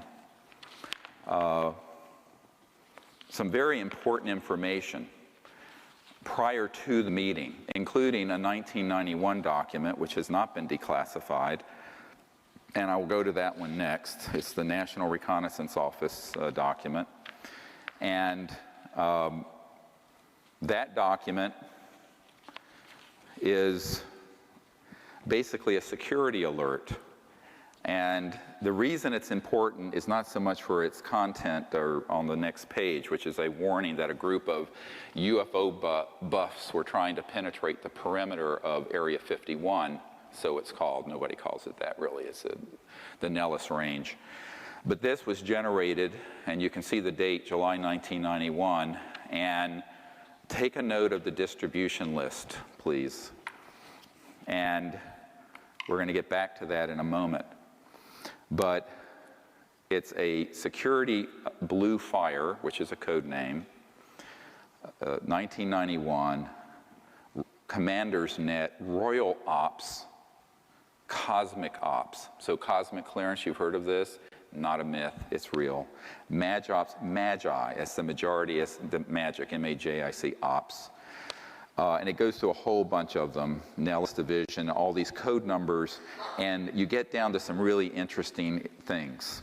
MOC is Military Operating Center, and MOA is a Military Operating Area, and SOG is a Special Operations Team. But you get into Red Flag, Dart East, Dart South, Pahut Mesa, Sally Corridor, Groom Lake, Dreamland, Blackjack Team. Blackjack Control is at the Edwards Complex in California. Roulette Team, Aquatech, Sea Spray, and others. Now, it's not clear to me who gave me this why they blacked out a couple of things. Maybe it was things that they were involved with personally and they didn't want to get fingered. But this secret document went to the Admiral prior to our meeting, and he actually recognized one of these entities. And he made an inquiry, and it was being run by a contractor. We're going to get to this next. And the contractor, one of these corporate contractors, when he called them up, he said, I'm Admiral Tom Wilson. At that time, he was head of intelligence for the Joint Chiefs of Staff. I want to be read into this project. Guess what happened? They said, sir, you don't have a need to know. Now, this is the guy who puts together the intelligence briefings for the Joint Chiefs of Staff of the United States. He was told, you don't have a need to know. And Admiral Wilson said, God damn it, if I don't have a need to know, who does? They said, "Sir, we cannot discuss this with you further." They hung up and blocked his line. Now, this all happened before the stand-up meeting I did, where Edgar Mitchell, the sixth man to walk on the moon, and myself and my military advisor and a few other people met with the admiral in a stand-up, what's called a stand-up briefing. I was doing the presenting. That was supposed to be 45 minutes. It went for 2 or 3 hours. He kept canceling appointments downstream. This was at the Pentagon. And so I said, "Well, you know, sir, don't feel bad." And he looked at me. He said, "Well, who else is in this situation where this group is blocking access, who are in the national security apparatus?" I said, "Well, the president, the CIA director, et cetera." And I started naming them, and he was just, the fear in his eyes, the palpable fear and anger that something this important, that is real and legitimate, and he knew it was, could escape the oversight of folks who have the security of the United States in their hands. So, but basically, they're trying to navigate without IFR. They're trying to navigate without radar through the dangers of the world, because the most important technologies and the most important information and the most critical national security secrets are completely out of their scope, off their radar. And yet they're responsible for keeping America safe, and they're responsible for protecting us, and they're responsible for responding to threats. And so at the end of the meeting, I asked him, I said, "Well, Admiral, do you think you can help us?" And he just sat back in his head, this big chair. He sat back. He said, he says, "Look," he says, "what I've learned from this meeting is that there is an illegal operation that has hundreds of billions of dollars, and over the years, trillions, that has technologies that can do circles around my B-2 stealth bomber, which is the best thing I know about. How am I going to take them on?" And I said, "Well, it can't be through a military engagement. It has to be through infiltration. It has to be through convincing them to come." He says, "I don't know how to do that. They won't give me access. And moreover, I can't take any action unless the president authorizes it." And at that time, the president was Bill Clinton. And I said, "Well, no, he won't do that." He says, "Why?" He says, "Well, we briefed the president. And his best friend came to my home and said that if he did this, he would end up like Jack Kennedy." And I'm quoting. He says, "Well, there you are then. Point, set, match." And I said, "Well, you know, someone's got to do it." Invariably, these people say, "Well, you can do it." And I learned, if you look at, there's a movie my wife and I saw this past week called Bridge of Spies, and you realize there's this attorney named Donovan in it. It's a true story based on the Gary Powers U-2 shoot down. And he was sort of the expendable guy. I'm the expendable guy. I'm the guy, it doesn't matter if they get killed. Because basically that's what Clinton's people told me. It doesn't matter if you get killed. We don't want the president to get killed. So, I mean, I know that's ugly, but it's the truth. So that's why I'm doing it. So this document, the reason it's so critical is that it actually has the actionable. And this is the first document on the top of the large briefing that President Obama got when he became president. And John Podesta, who was his guy who put together the Obama White House, was the man that we provided this for. Because Podesta has publicly come out, as you know, in favor of disclosure and ending secrecy. So basically, it was from me to Podesta to Obama. And of course, I mean, I didn't expect Obama to be able to do anything about it, because having these project code numbers and being president doesn't give you access control. You know the difference between knowledge of something and access control. You can know about something, but if they're non-responsive to your orders, like they were to this admiral, it doesn't matter if you're a general or the president or a CIA director, because they're basically going to say, "Buzz off, we have more power than you do," and go away. And that's how it operates. That is how it operates. This is naked, raw power. It's how it works. So This next document I want to share, unfortunately, did not come out. It's the Congressman Cox. As you know, he was SEC head secretary for W. Bush. But back when he was a congressman from Orange County, a good friend of mine who knew him set up a briefing between me and the congressman at his offices in Orange County. And he was on several key committees, Armed Services Committee, et cetera, and so on. And he wanted to know about the UFO issue, and I said, okay, well, I'll come in and I'll brief you. And he said, well, this has never been brought up at a briefing. I said, no, you wouldn't be, because I briefed members personally of the Senate Intelligence Committee and Foreign Relations Committee and House Government and Oversight Chairman and everyone you can think of personally, face-to-face. And in every case, they have been completely without access. And when they make an inquiry, they're told no such project exists. It doesn't exist. It's unacknowledged. Unacknowledged. Doesn't exist. And he says, well, I would like to know. He says, where the heck are these things going on? And who are the corporate entities? And where are the bases? So that was the genesis of the famous Cox memo, which, you know, became kind of infamous because I wrote it to him, and I basically did a subject of a brief summary of the people who I briefed who don't know, and a course of action that he needs to take. Unfortunately, that document didn't come out. It got scrambled by the electronic gremlins in the computer, unless he's fixed it. No, he hasn't. So basically, I describe who is not able to do this, but where the places are. And that was the genesis of this, which is the facilities list. And I want to go through this very quickly of where the key facilities are. Now, keep in mind, these are all run by a hybridized entity. It's part government, unacknowledged special access project, compartmented, deep black, transnational security state, and 3/4 corporate.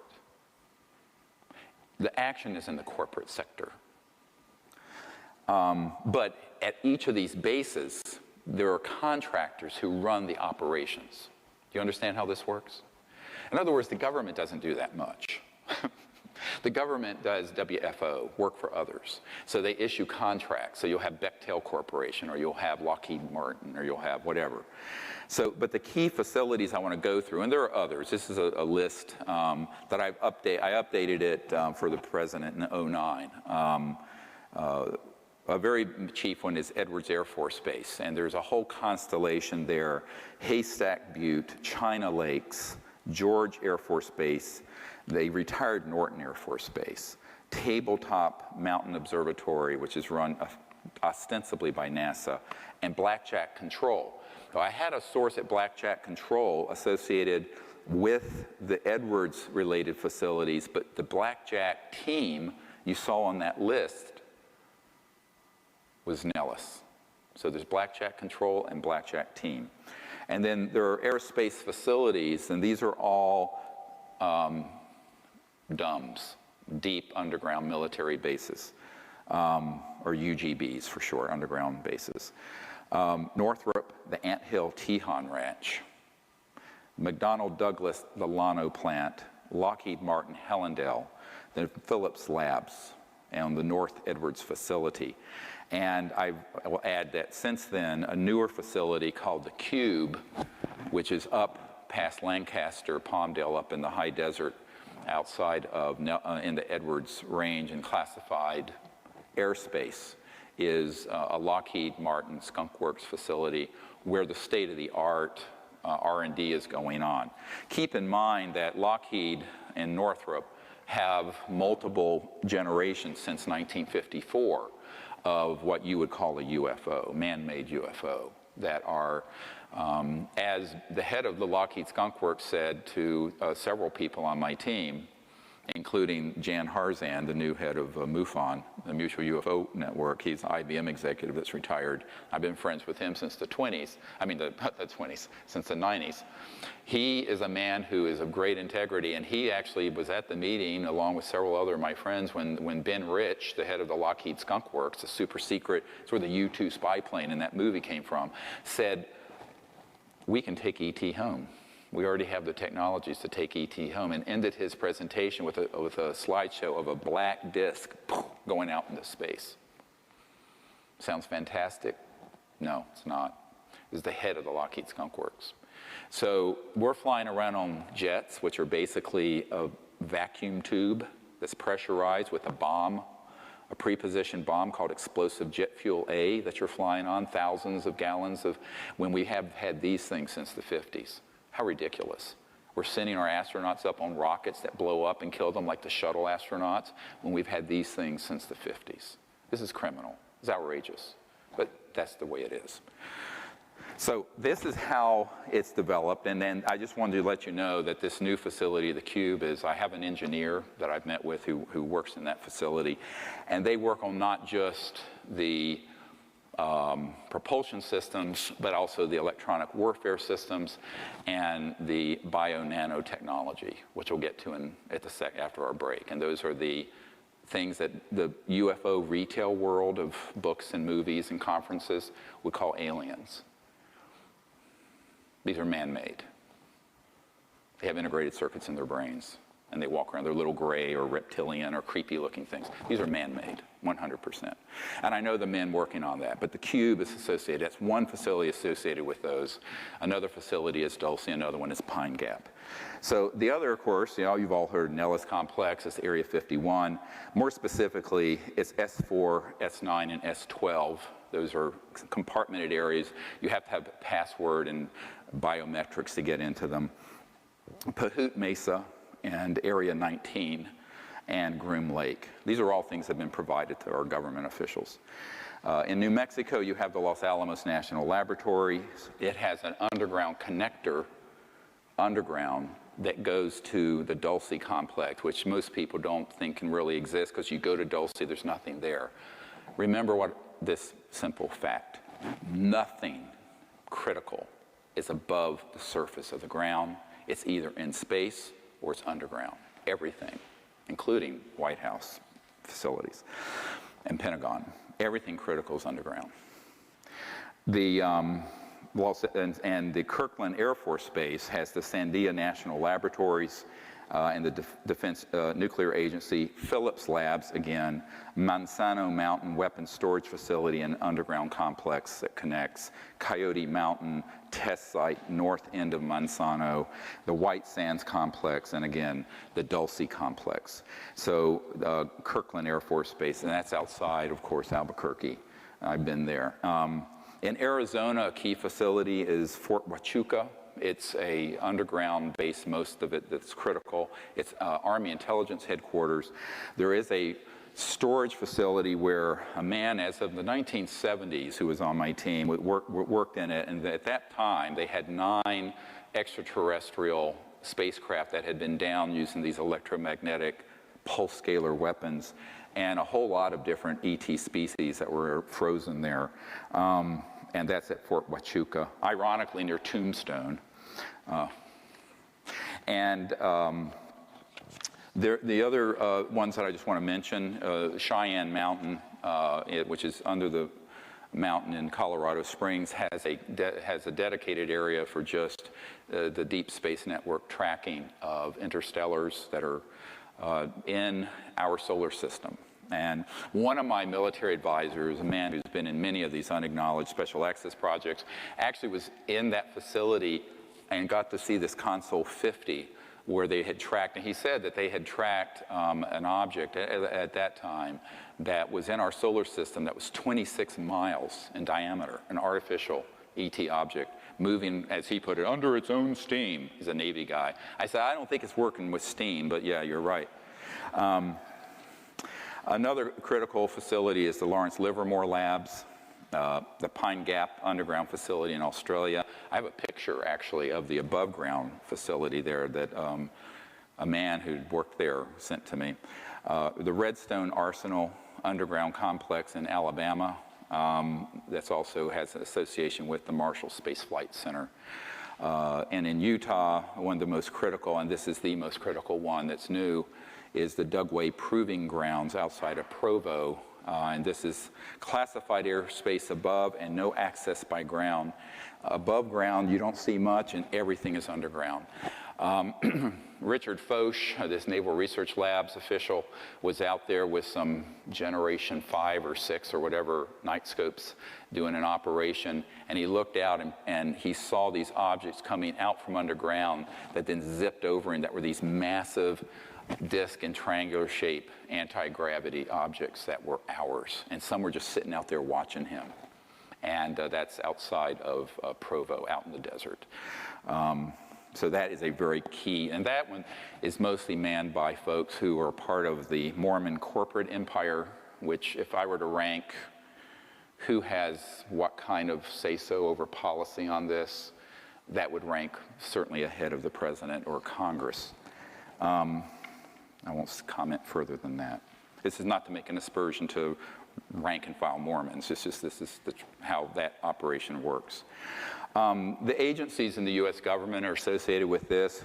The AFOSI, Air Force Office of Special Investigation, of course, compartmented operations at CIA, the Defense Advanced Research Project Administration, the Defense Intelligence Agency. Now, notwithstanding I briefed the general who was head of it, he wasn't given any information, but we have Disclosure Project witnesses who are DIA assigned contractors who were very involved in ET and UFO technology issues. Certain compartmented operations at the FBI being tightly held, and every military intelligence division, Army, Air Force, Navy, have compartmented, unacknowledged operations that feed into this magic committee. The National Reconnaissance Office, the National Security Agency, again, a very compartmented operation, certainly nothing that Edward Snowden had access to my knowledge, although it's been asked, and the various space commands. Private corporate entities include BDM Corporation. Bechtel Corporation does most of the underground base construction. I know that the tunnel being built from Los Alamos over to Dulce. For years, people heard, you look and Google this, the Taos, T-A-O-S, hum. A lot of New Agers thought it was like Gaia singing or something. I'm going, no. There's a massive nuclear-powered tunneling device that was going from Los Alamos over to Dulce, and as it was going, it goes through bedrock and glassifies it into this massive tunnel that then anti-gravity electromagnetic vehicles transport people carriers underneath the ground. And as it was going through that bedrock, it caused this vibration.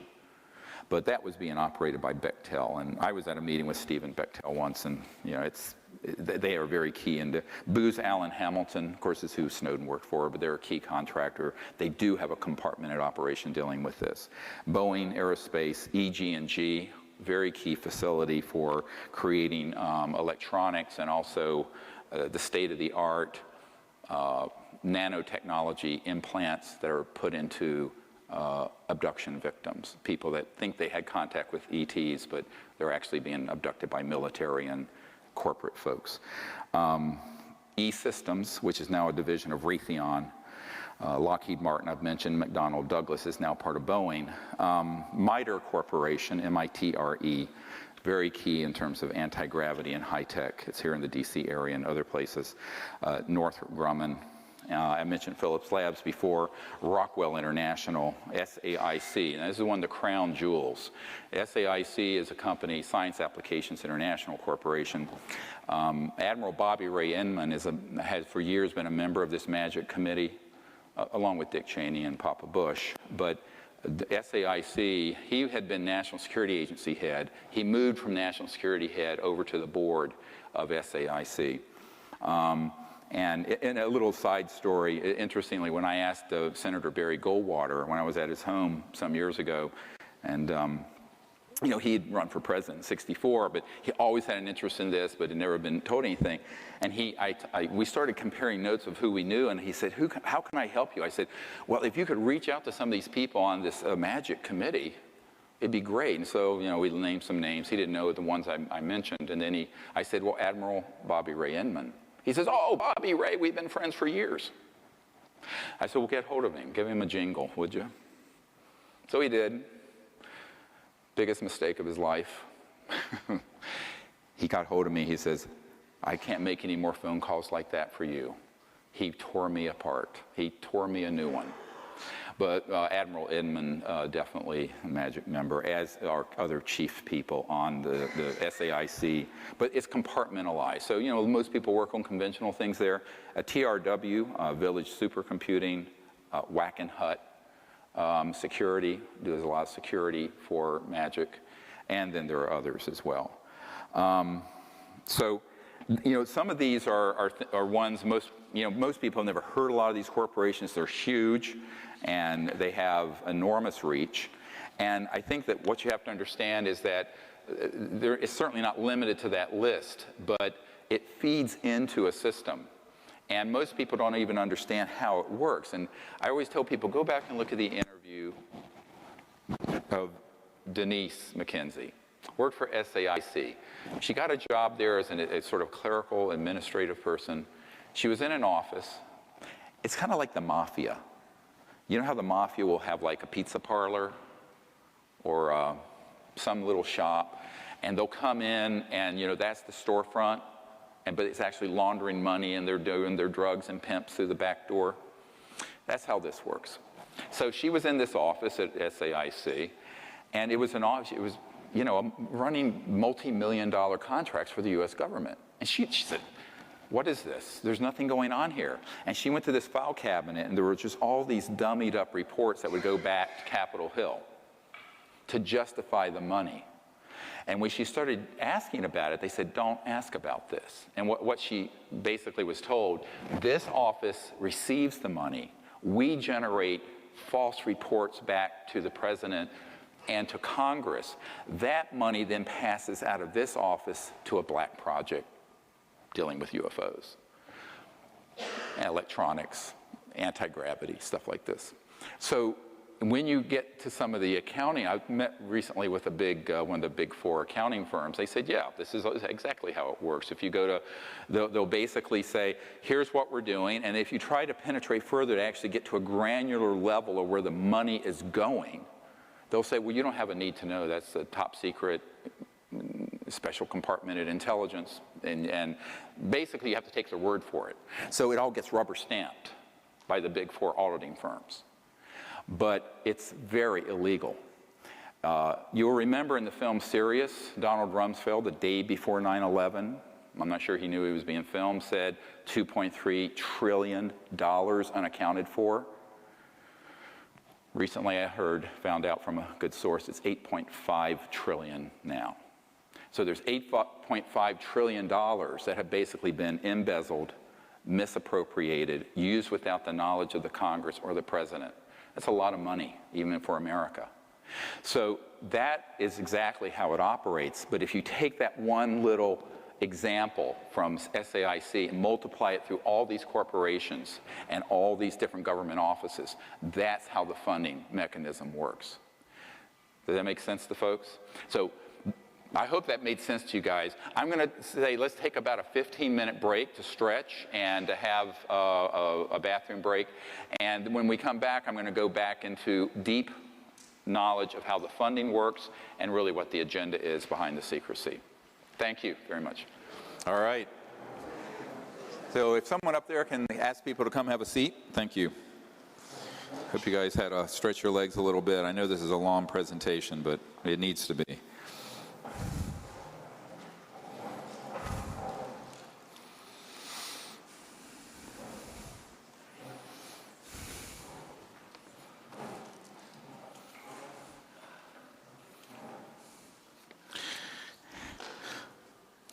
So thank you.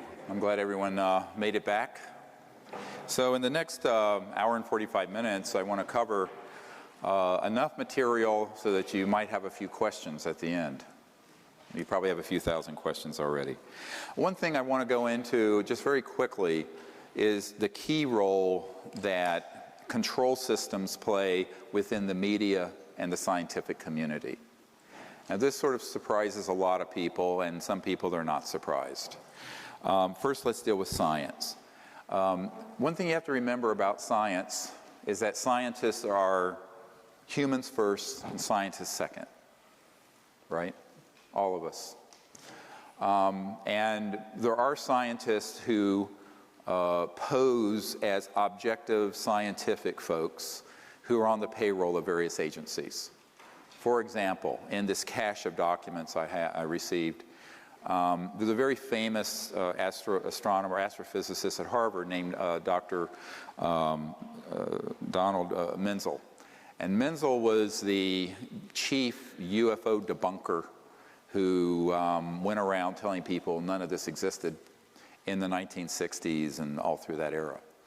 And he was on many panels, and he was the person who would look at evidence and then say, not true, not true, not true. It turned out, I have a document from the CIA where it talks about their contract with Dr. Donald Menzel at Harvard, and it said, but it cannot be acknowledged that he is being paid by us because the public needs to believe that he's an objective scientist telling the public from the perch of respectability at Harvard that this isn't true. So until the time of his death, this wasn't known. Now, in this cache of documents I got in 1994, officially released by the CIA, the provenance of this document is not in question.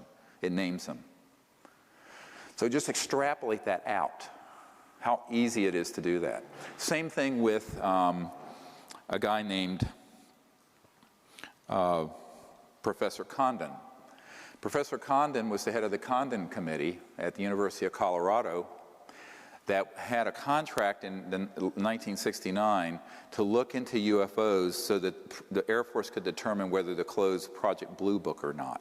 Project Blue Book was actually a public relations stunt, mostly, to collect information from the public because there was so much outcry from the public of sightings and things that had happened, and the public, particularly Congressman Gerald Ford at the time, was furious that they were debunking events that had happened in Michigan that his constituents said were absolutely right there, here, E.T. craft right here. And Dr. J. Allen Hynek, who later came clean, is also an astrophysicist, made the famous comment that it was swamp gas. And later, of course, he said, we knew it wasn't swamp gas, we knew it was E.T. craft, and he left Project Blue Book as their chief consultant and started the Center for UFO Studies there in Chicago. But Professor Condon, around this time, was asked to head up an objective scientific committee to look into whether there was any veracity to UFOs. There was a lot of publicity around it. And like all government committees, it's always, when they form a committee, they already have it, it's a done deal. It's just window dressing. So he headed up this committee, a lot of scientific people, and Dr. Robert Wood, a Cornell PhD, worked for McDonnell Douglas, now part of Boeing. And actually, Dr. Wood, who is one of our Disclosure Project witnesses, told me, and it's in his very lengthy testimony I have. You have to understand I have hundreds of hours of this kind of testimony on videotape. When he was working for McDonnell Douglas, old man McDonald himself asked him to look into UFOs and gather evidence. And so he began to do this. And he discovered a number of things. That A, they were real. B, they were interplanetary. C, they were using a type of gravity control propulsion. And D, most interestingly, in many of the things that he looked into, he found that the ETs had electronic devices that were what I call technology-assisted consciousness and consciousness-assisted technologies, meaning that there was a trans-dimensional nexus between the electronics of these communication devices. I mean, you know, this goes at the speed of light. It's just junk, really. It's 1800s technology, and, you know, it's the Morse code. No offense, Apple. But they had technologies that interfaced seamlessly with electronics that would pick up directed, intended thought, and which is absolutely true. And actually, the founder of Facebook, Zuckerberg, started talking about a thought switch to interface with computers. I don't know if he's been reading my material, but anyway, I started writing about that in 1990, 1991.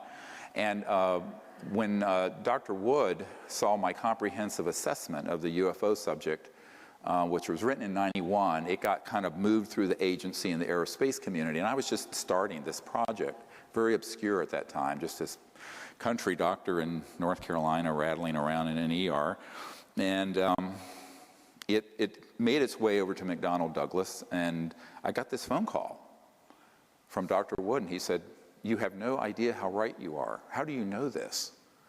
I said, "Well, I've had contact, and it's quite obvious. I mean, if you're any thinking person, you're not dealing with electronics that are the speed of light, or travel that's the speed of light. It's too slow, because some of these are from other galaxies, like the picture we have of that one ET that's from Andromeda, 2.5 million light years from here. You know, they're not getting here at the speed of light. It'd take 2.5 million years to get here." So he said, "Well, I really want to meet with you at some point." So we kept in this relationship, and he eventually told me that when he was doing this work for McDonnell Douglas in the 60s, that he was put on the Condon Committee because they thought, because he was a very prestigious aerospace guy at a major aerospace company, that he would go along with the debunking whitewash of the Condon Committee.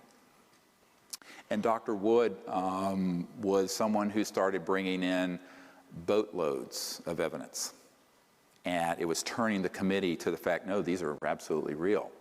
So Professor Condon went to old man McDonald, head of McDonnell Douglas Aerospace, and said, "You fire that son of a bitch so I get him off this committee." And Mr. McDonald said, "No, I'm not going to fire him. He's a very good man." But he was thrown off the Condon Committee. But he didn't lose his job. McDonald stood by him.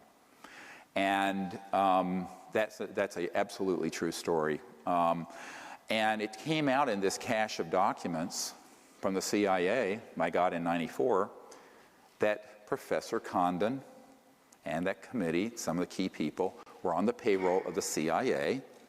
And it's in black and white. It's an uncontested document. University of Colorado Boulder, prestigious aerospace guy, and he was carrying water and doing the bidding of the intelligence community, all the time masquerading as an objective scientist. So this is why, you know, I have said, like Seth Shostak and those people who are with SETI, the Search for Extraterrestrial Intelligence, they are either the stupidest people in the world, or they're on the payroll of somebody to lie to the public. You cannot be that stupid, given the dispositive evidence we put out there.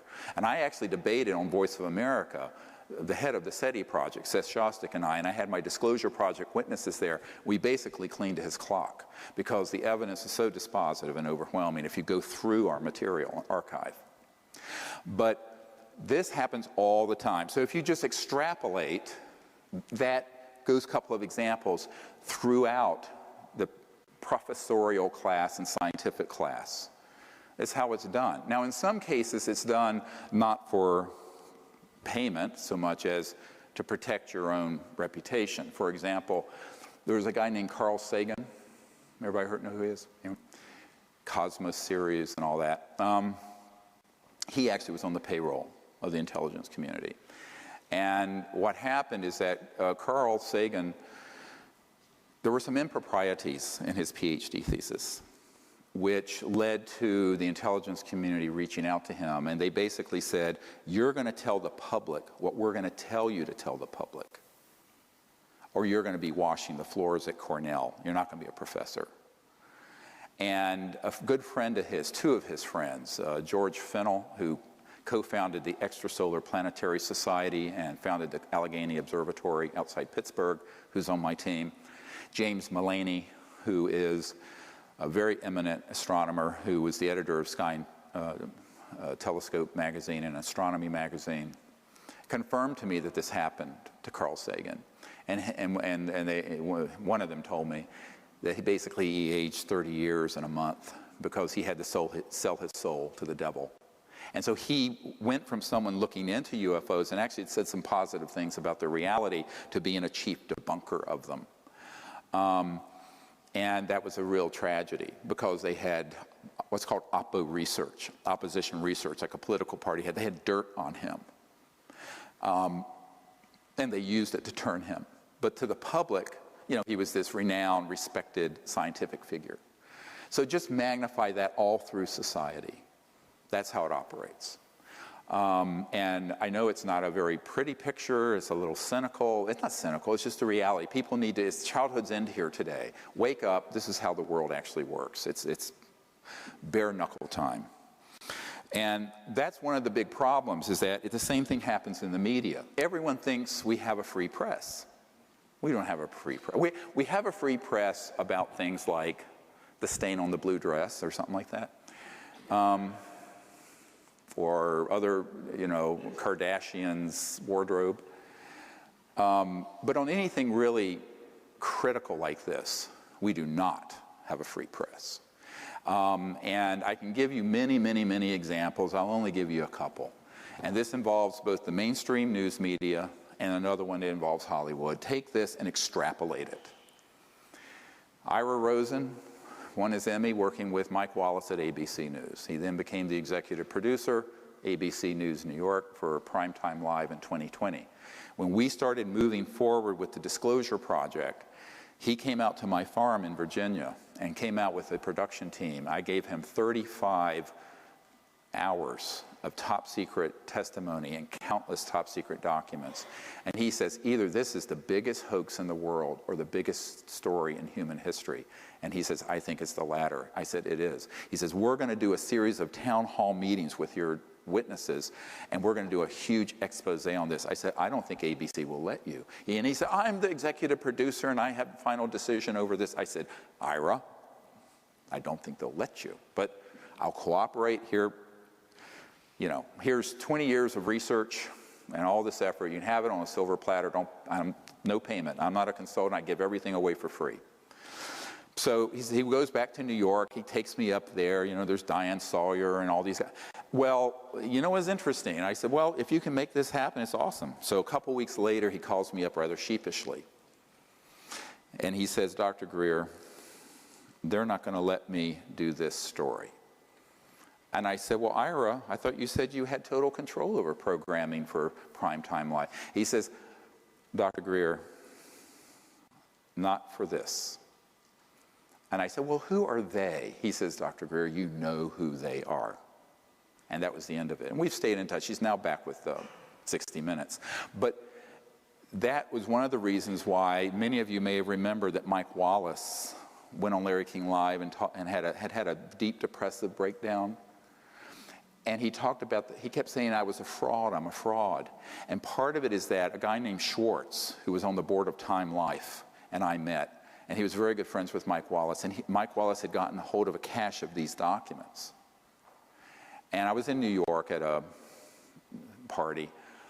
And Bob Schwartz said to me, he says, look, he said, the media has become the scribe taking dictation from the right hand of the king, and particularly on something like this. And so Mike Wallace, who was this esteemed investigative reporter, couldn't touch the biggest investigative reporting story in history. And he felt like a total fraud and went into a deep depression over it.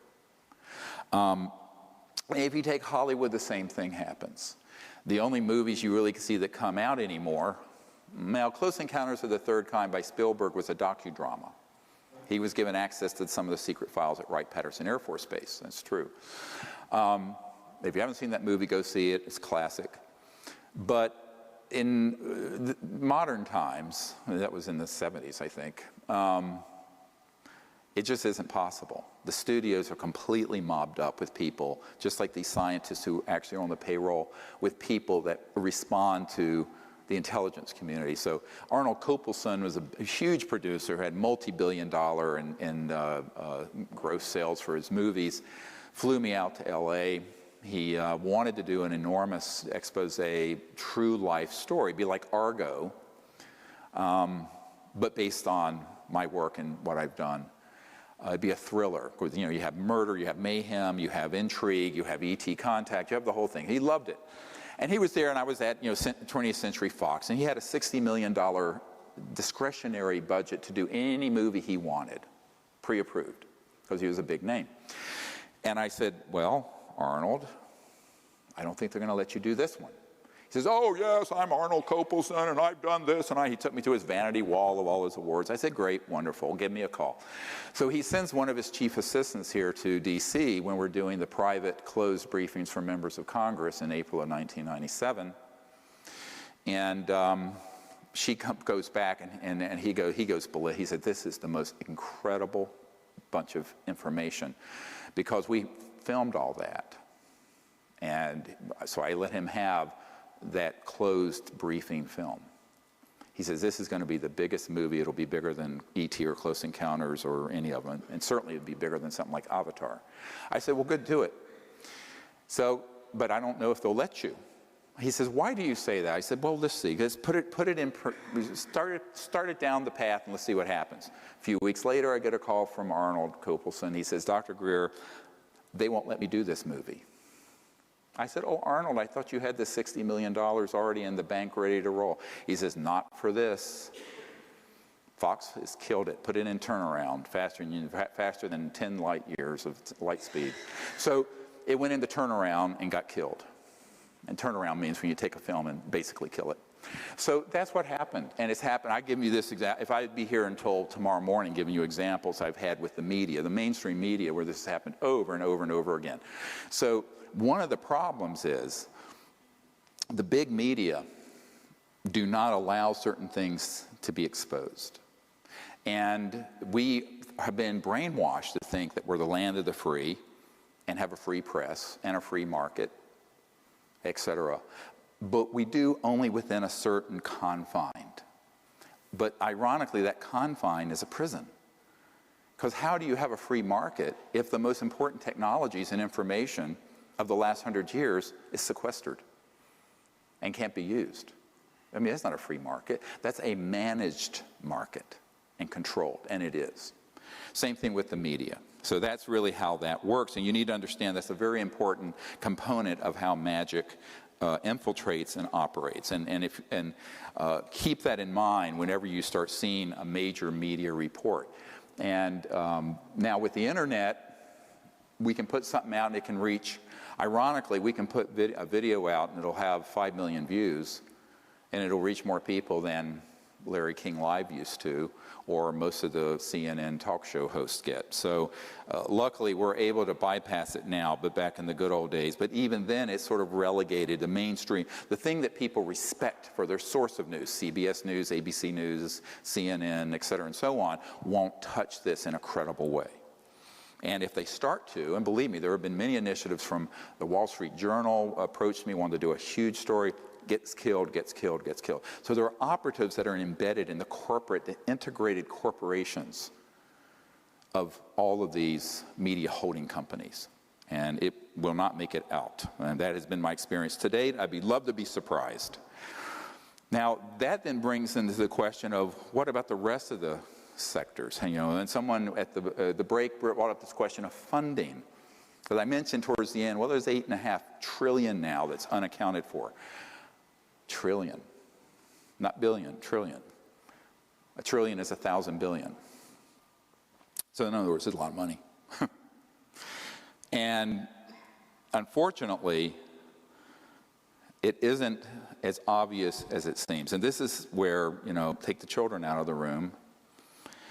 Here's how this actually works.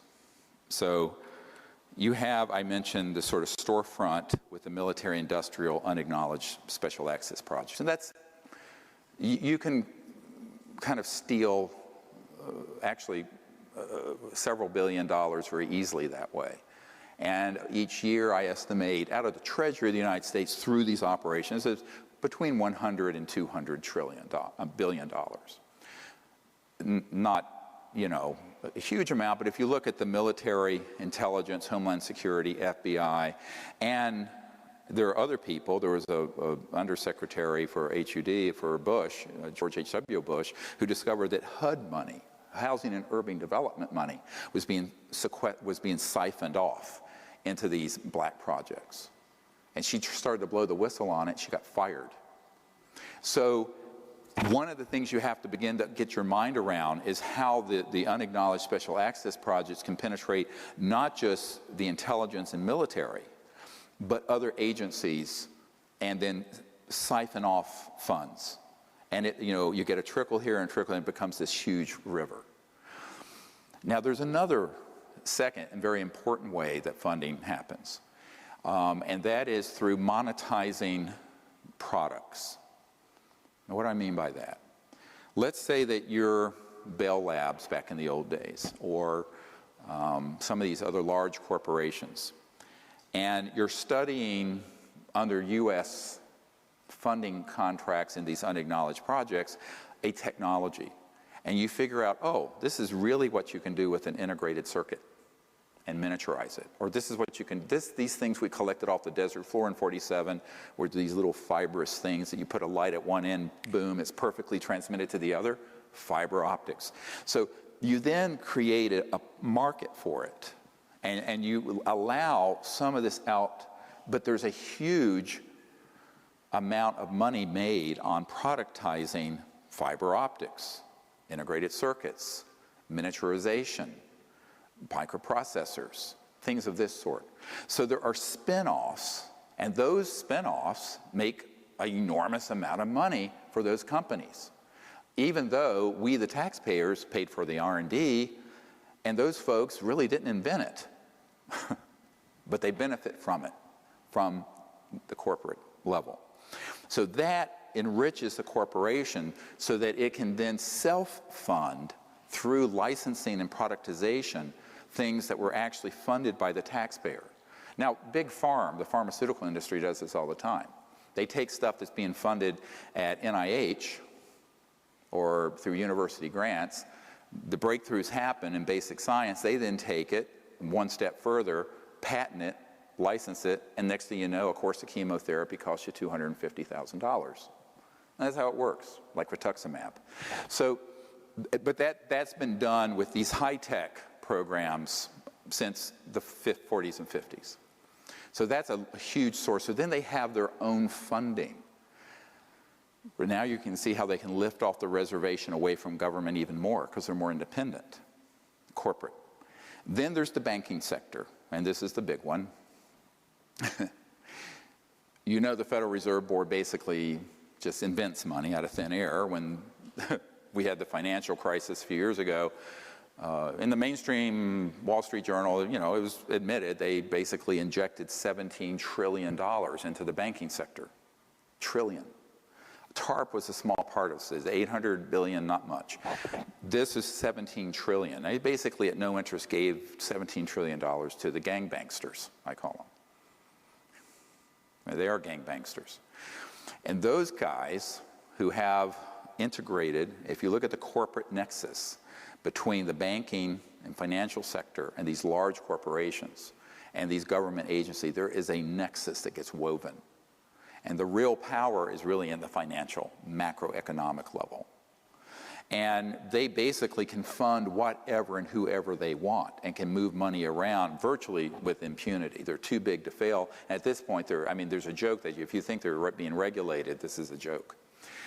So the gangbanksters have learned how to use that system, and they have investments and interest and startups, whether it's the Blackstone Group or the Carlyle Group, and this, private banking at J.P. Morgan Chase, and this and that and the other thing.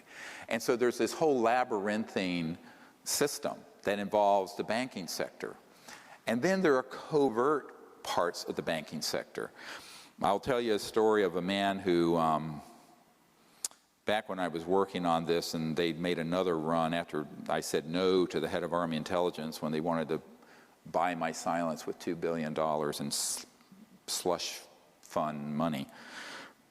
I was taken to the Wrigley Mansion in Phoenix one night, and it was a late night meeting, maybe 10, 11 o'clock, and there was a whole group of people. It was like a conference for boardroom in this mansion. And around the table were a whole bunch of suits, and most of them were corporate, a couple government.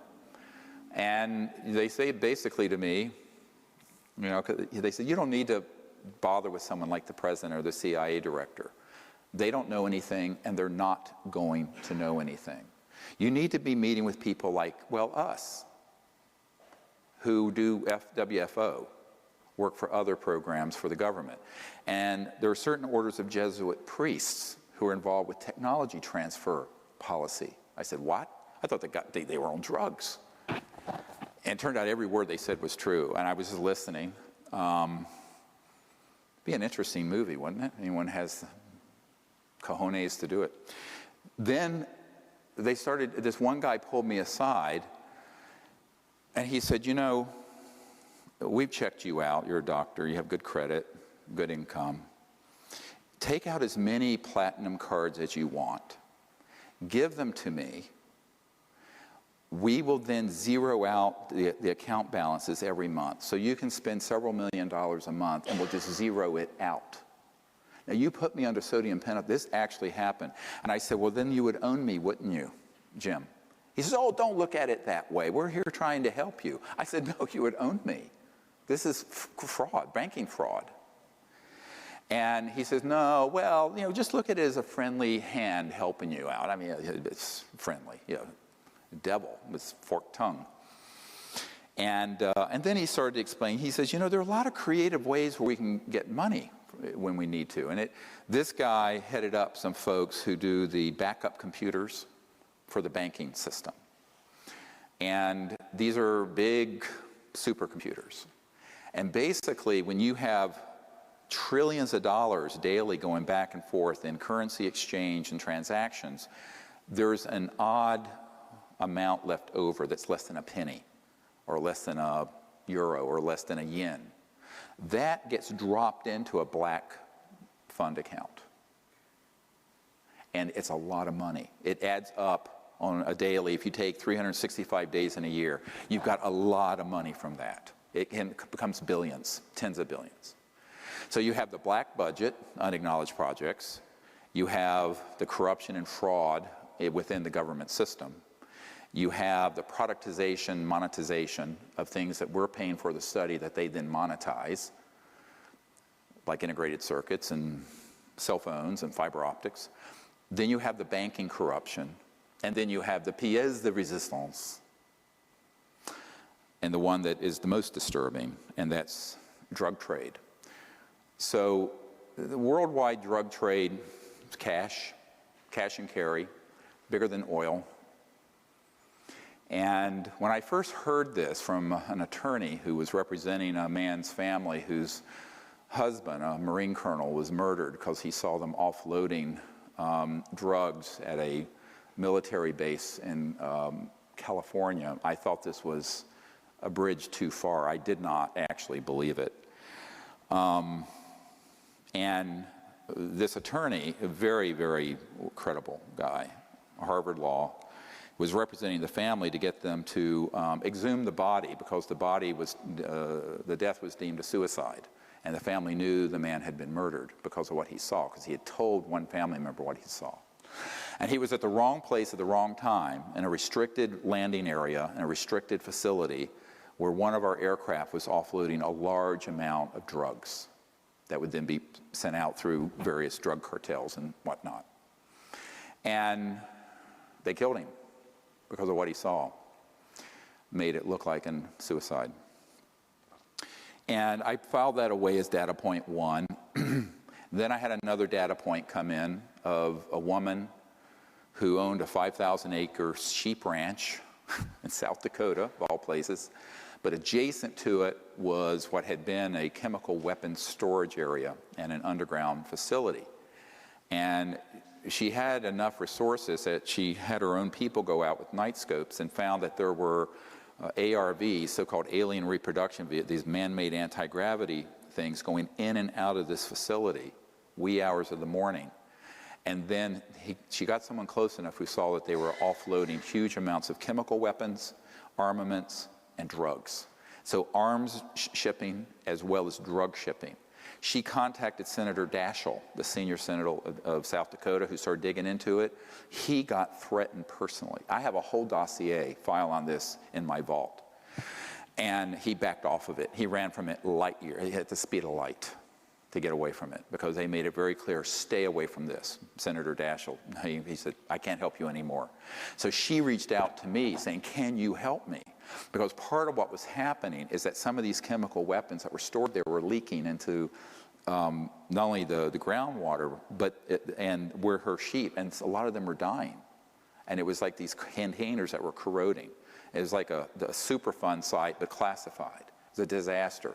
And that's why she was so concerned. She had 5,000 acres.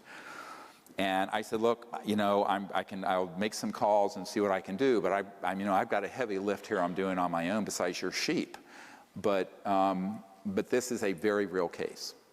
Then on the day after I met with and briefed the head of intelligence for the Joint Chiefs of Staff, I got a cryptic invitation from two men. My wife and I call them Mr. Allen 1 and Mr. Allen 2. So not their name. It was our code name. I don't want to talk about who they actually are until they're deceased. I can confirm they're deceased. And they invited me over to this condo in Crystal City near National Airport, which turned out was the home of a former congressman who was sort of a consigliere and sort of advisor to George H.W. Bush. And in the room with him was a burly man who was a Science Applications International Corporation executive who was living virtually in retirement exile in France, who had come in for the meeting. And it was shocking what I learned, but not so shocking given what I've just told you. But they said, do you understand how dangerous this group is? I said, yes, I do, personally. And they said, but do you understand what they're really doing? They're destroying our world, they're destroying our planet, they're destroying our country. And these are the ones that have gotten off the reservation even from George H.W. Bush and have escaped control. Gangland style. I said, yeah, I know that there are special compartmented operations that are unacknowledged that aren't even under the control of MAGIC anymore, M-A-J-I-C. They said, yes, there's a big one, and it deals with drugs. He says there is an army of 8,000 men that are special operations folks. And they said that they move drugs all over the world and the country. And we have killed 2,000 of them, murdered them, thrown them out of helicopters, missing in action, because of minor infractions in security, or a hint that there might be. 2,000 of the 8,000. And they began to describe this program in detail, and I listened. And they said, so this is part of the problem you're dealing with. And by the way, to connect the dots, this is why we don't have legalization or decriminalization of drugs, which every health policy person knows. You can buy anything on the streets of any little town in America.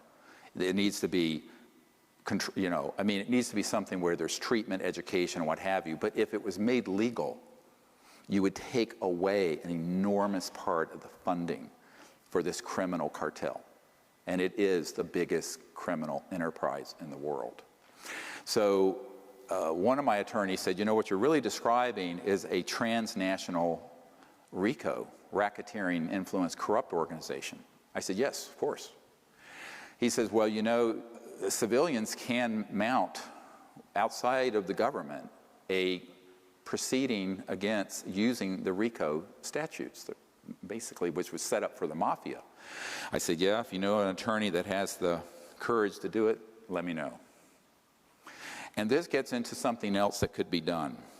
And with the information that we have and the people that could be asked about. And that is a major investigation with a Whistleblower Act result. What do I mean by that? The Federal Whistleblower Act allows for someone to blow the whistle on illegal and corrupt activity, and what is recovered or exposed through that whistleblower, the whistleblower gets a percentage of. In this case, we'd be talking about billions of dollars.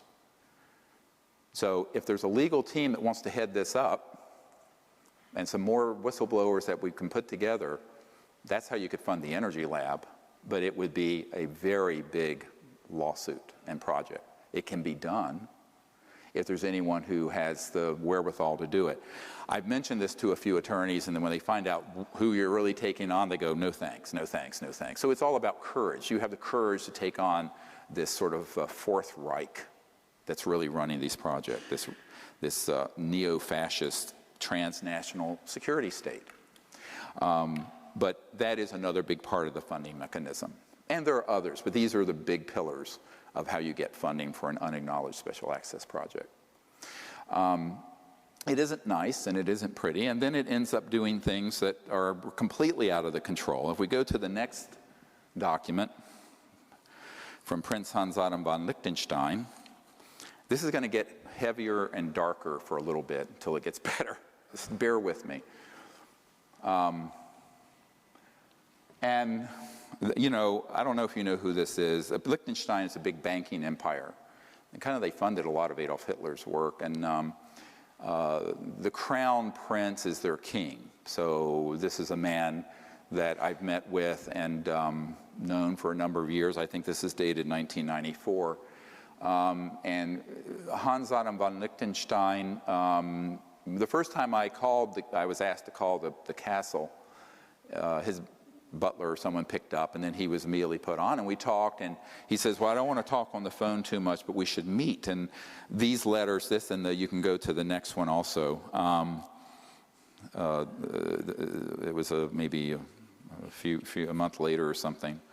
It was from the castle, Vaduz, and this is the actual letters. He basically said to me, you know, let's get together, and I think he was wanting me to come to Europe, and I said, well, I'm too busy, I'm working as a doctor, and then it ended up, although it's not reflected in this letter, he came to New York and stayed at the Four Seasons Hotel there in Central Park, and so he invited me over, and I had a meeting with him, but he says, from what I know of your assessment is correct about the group, this cabal, which is controlling the issue we discussed, UFO.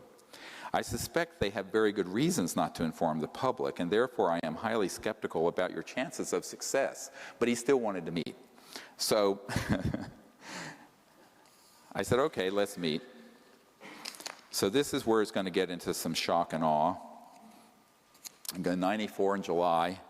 I go up and meet with him at the Pierre Hotel, Four Seasons.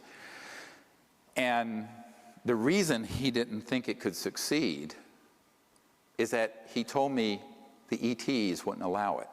They wouldn't allow disclosure to happen. I said, excuse me, we're making contact, and it's clear that, you know. He said, well, let me tell you what happened. So he was involved with a lot of UN programs and also with George H.W. Bush, the first President Bush, and a man at the UN named Pérez de Cuellar, who was the Secretary General at the time. I had done briefings with the predecessor, with the one after Boutros Boutros-Ghali. And he said to me, the reason I, on the phone, told you that it wouldn't be allowed isn't that it wouldn't be allowed from the point of view of the government, but the aliens won't allow it. I said, well, that's ridiculous. I mean, since we've been talking, we've gone down to Mexico, had a craft come out. I said, they're obviously wanting to make contact if we do it in a peaceful way and not a military way. He says, well, this was attempted before you started your organization. I said, what are you talking about? He says, well, in November of 1989, in the fall of 1989, President Ronald Reagan, Mikhail Gorbachev, Pérez de Cuellar, and himself, this guy, and others met on a committee, very sensitive and classified, to organize basically what I did with the Disclosure Project, to announce that we weren't alone and end the secrecy. And he said what happened is that Pérez de Cuellar, the Secretary General of the United Nations, was coming back from a 3 a.m. late night planning session for this event when he was abducted by aliens from his motorcade in Manhattan. And I said, oh, really? And he proceeded to tell me the gory details of what happened. So Pérez de Cuellar was taken somehow out of the motorcade onto an ET craft where he was threatened by the ETs and told, if you disclose this information, we will abduct every world leader involved, including the President of the United States. Now, this is from a person who was at the table for this planning session. To my ears, now to you. And I went, oh, come on, really? And he said, yeah, it blew up like an atomic bomb in the Bush White House. Subsequently, I found out that up at Kennebunkport, there were all these UFOs zipping around when Bush was up there out on his cigarette boat. And they didn't realize they were ours. So now we're getting into false flag 101, up to and including being able to deceive members of Magic. And it took me a long time to get to the bottom of this mystery. Now, people like Bud Hopkins thought it was a real abduction case. And I looked into it, and I found out that if you go back to the Roswell event, there was a red-headed sergeant who was the badass guy who threatened to kill everyone, all those ranchers who saw this thing crash. His son became a part of Magic security, this renegade group, this splinter group, who was involved with abductions and stopping leaks within Magic itself. He then went and was in the security detail that night and set up the electronics for this electronic warfare abduction of aliens. It was all a hoax. It wasn't ET at all. It was 100% military ops. And so we're going to get into this in a moment, how these operate. And so Paris de Cuellar, of course, not knowing about that end of the classified world, and I would say Papa Bush neither, thought it was actually ET. And it blew up, as I said, like an atomic bomb in the Bush White House. And Gorbachev, they pulled the plug on the plans to do disclosure and end secrecy in 1989 at the end of the Cold War. And I think it's strange that in January of 90, 2 months later, it's when I had a contact event at my house in North Carolina with an ET and that said basically, pick up what you've dropped. Do this, what you left and behind as a teenager. Pick this up again. Someone's got to pick this up. But maybe that's a coincidence. But Paris de Cuellar thought that that was an actual alien abduction. And I said, well, with Your Highness, with all due respect, there are technologies that would facilitate this kind of deception. And the military term, so you know it, is a false INW, or a deceptive INW, indication and warning. And it's basically like the Gulf of Tonkin event in Vietnam. You basically exaggerate or hoax an event that then manipulates policymakers. So this was the ultimate takedown of official disclosure, which was about to happen in 1989. Got it? 26 years ago, November 1989. So here we are in 2015, and it took a lot to piece all this together, and I began to look into what the electronics were with this and what kind of technologies they might have. And one bit of insight that the prince had, he said, so he told me that the reason he was funding the abduction groups is that he was convinced that there was an existential threat from outer space. That's been the Sub Rosa plan since the 56. And that he wanted people to hate the aliens enough to pay the blood and treasure of World War III. And he also wanted it to be eschatological, where it would result in the end of the world so that Christ would return and the good folks would go up in a flying saucer, I guess, with Christ. Now, this is what he was telling me. I'm just listening. And I'm going, whoa, this is like, woohoo.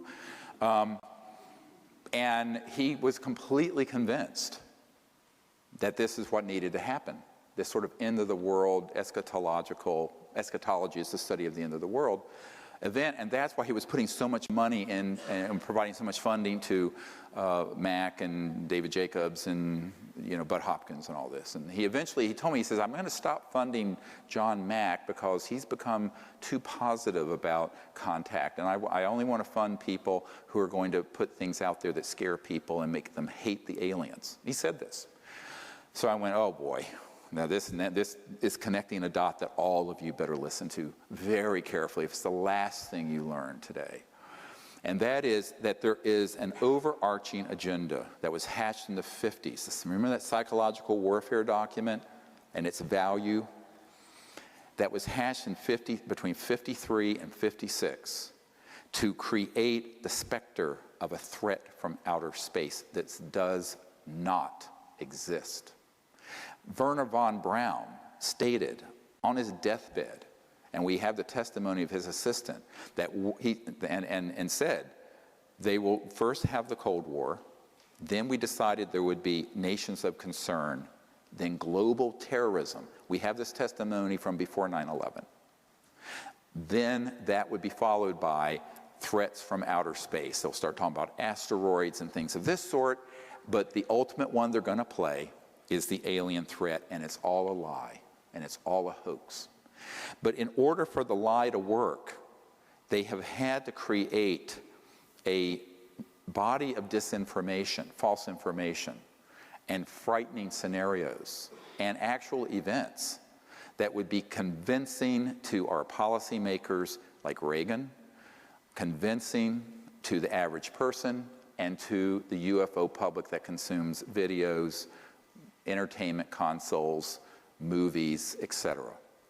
And that has been the 50 to 60-year plan. Don't forget that no less a figure than Douglas MacArthur in his last address to the Congress said World War III will be interplanetary. So they have been wanting to provoke an interplanetary conflict for as long as I've been alive, and I'm no spring chicken. And all right, so this gets into a huge problem of how people consume information and can be manipulated through fear. Because if you look at the roots of human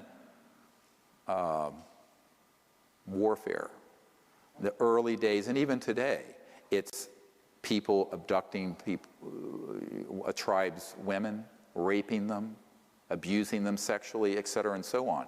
This is all stuff that they are simulating and saying that the ETs are doing through these abduction scenarios. It is 100% being done by military special operations that are this paramilitary force.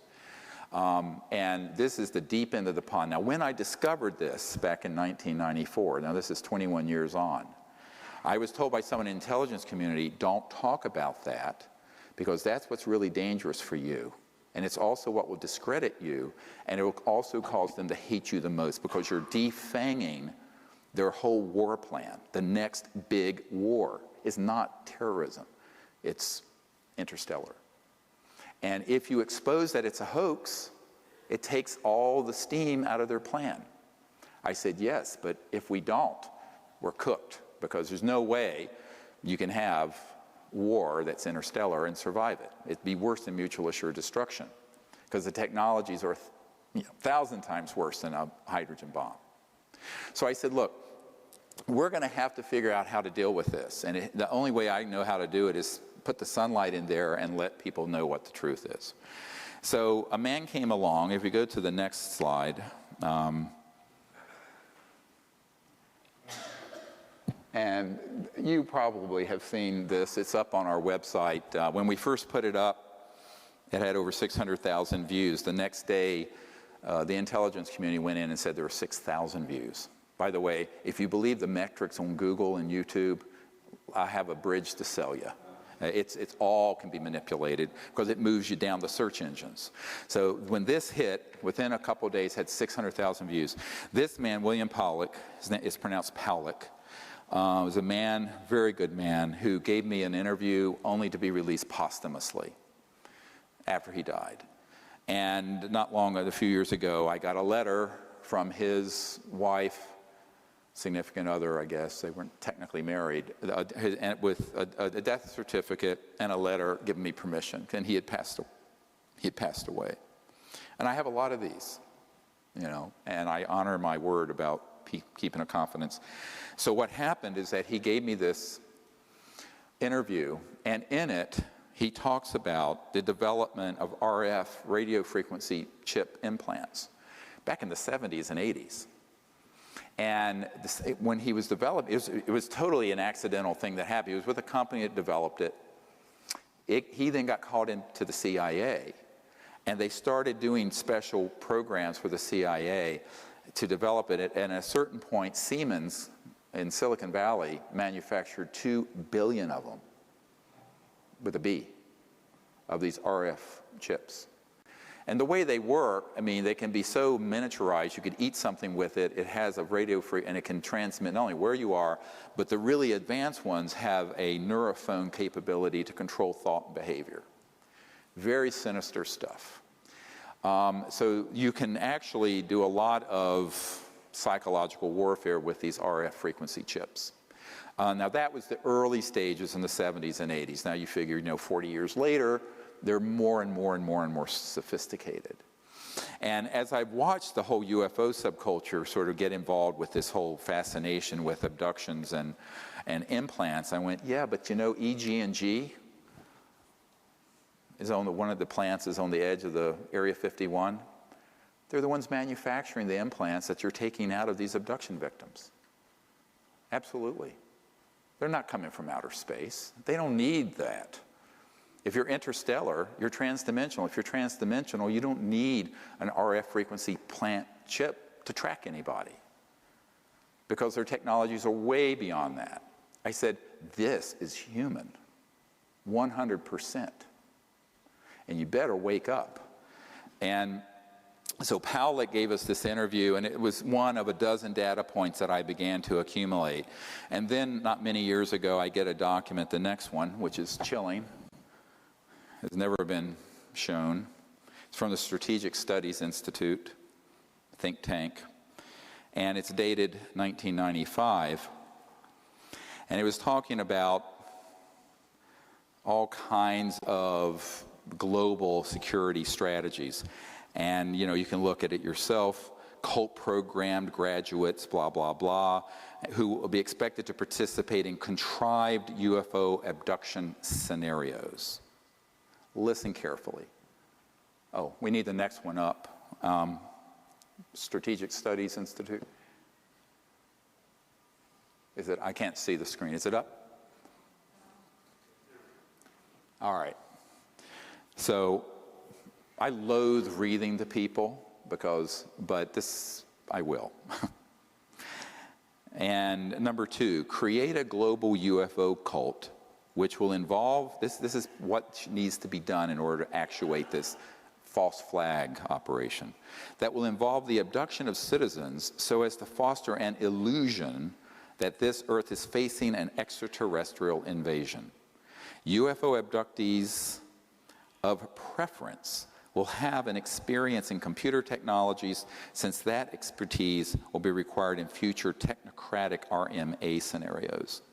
Use of experimental drugs, holographic projection capabilities, directed energy technologies, I'll get into that in a moment, induced auditory input. These are the neurophones I mentioned that Werner von Braun said the most dangerous thing is the neurophone, non-local things that can be done to make people think they're having an experience when they're not. Input, experimental aircraft, well, that's just a euphemism for man-made UFOs, and special effects costuming and stagecraft, among other things, will be used to persuade the abductees of the reality of their circumstances. Official denials regarding these events will employ reverse psychology to ensure that all such denials are taken as official confirmation of an imminent and/or ongoing extraterrestrial invasion. This is the next page. UFO abductees will be persuaded to worship their anticipated ET conquerors in cult-enforced religious fashion. UFO cult networks will be controlled by U.S. intelligence to limit infiltration and ensure that dissidents do not disrupt UFO long-term agendas. Uncontrollable dissidents will be assassinated, preferably by directed energy means. Dissociative satanic cult graduates will handle all such executions, i.e., when not actively lending logical and theatrical support to UFO abduction operations.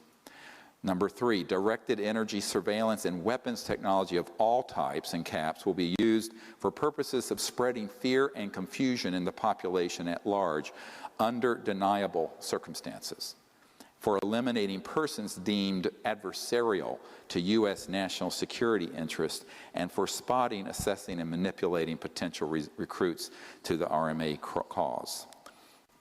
Neurocybernetics and other psychotechnologies will be used to sow confusion and hypochondria in the population. The symptoms and effects produced by these and other directed energy technologies will parallel the effects produced by various microbes, viruses, and chemical imbalances, thus compelling a large segment of society to seek medical intervention, which in turn will be a basis for their being used for medical experimentation under voluntary circumstances. Psychiatrists and psychologists will play an important role in these experiments, particularly where denying the efficacy of neurocybernetics psychotechnologies is concerned. Citizens who complain of hearing voices will be used as a basis for generously government-funded schizophrenic-related brain research, on and on and on. It goes on. Now, if you're not falling out of your chair yet, what I want to tell you is that all of that has come to pass and came to pass between the 1950s and the 1970s. A man that I worked with before his death had developed an electronic system in 1956 or 54, that would enable someone electronically to remote view anywhere, and could also affect, some of these have been called radionic psychotronic weapon systems. And they were developed decades ago. Now, how hard is it to deploy them? Not hard. They're not used every day. They're used enough to create a groundswell of conviction that there's an alien threat. So you take that capability, combine it with man-made UFOs, combine it with disinformation in general about the subject, and also certain chemicals, and you can launch an entire contagion of fear that's based on completely man-made false events. So this is the false flag event I wanted to warn you about. And people say, when is that going to happen? I said, it's happened already. It's already happened. The media, the film industry, any UFO conference you go to is going to be filled unwittingly, usually, not always unwittingly, but usually with information that is this kind of disinformation designed to create an us versus them dynamic of an alien threat. And the reason for it is that that is the only way to grow the military-industrial complex. You know, Leon Panetta, the CIA director and then Secretary of Defense, but when he was CIA director, said, you know, we're spending $110 billion a year chasing down 70 al-Qaeda members in Afghanistan. Ridiculous. And in order to sustain the level of expenditures and grow the military-industrial intelligence laboratory financial complex, you got to have another enemy. And as terrible as the terrorism threat is, and it's real, it's nothing compared to what they could do, like in the movie Independence Day, where they stage an attack using man-made anti-gravs that look very ET, with this kind of technology, that there's a threat or an attack on Earth. So, heads up, Wernher von Braun, on his deathbed, warned that this would happen and it would be hoaxed.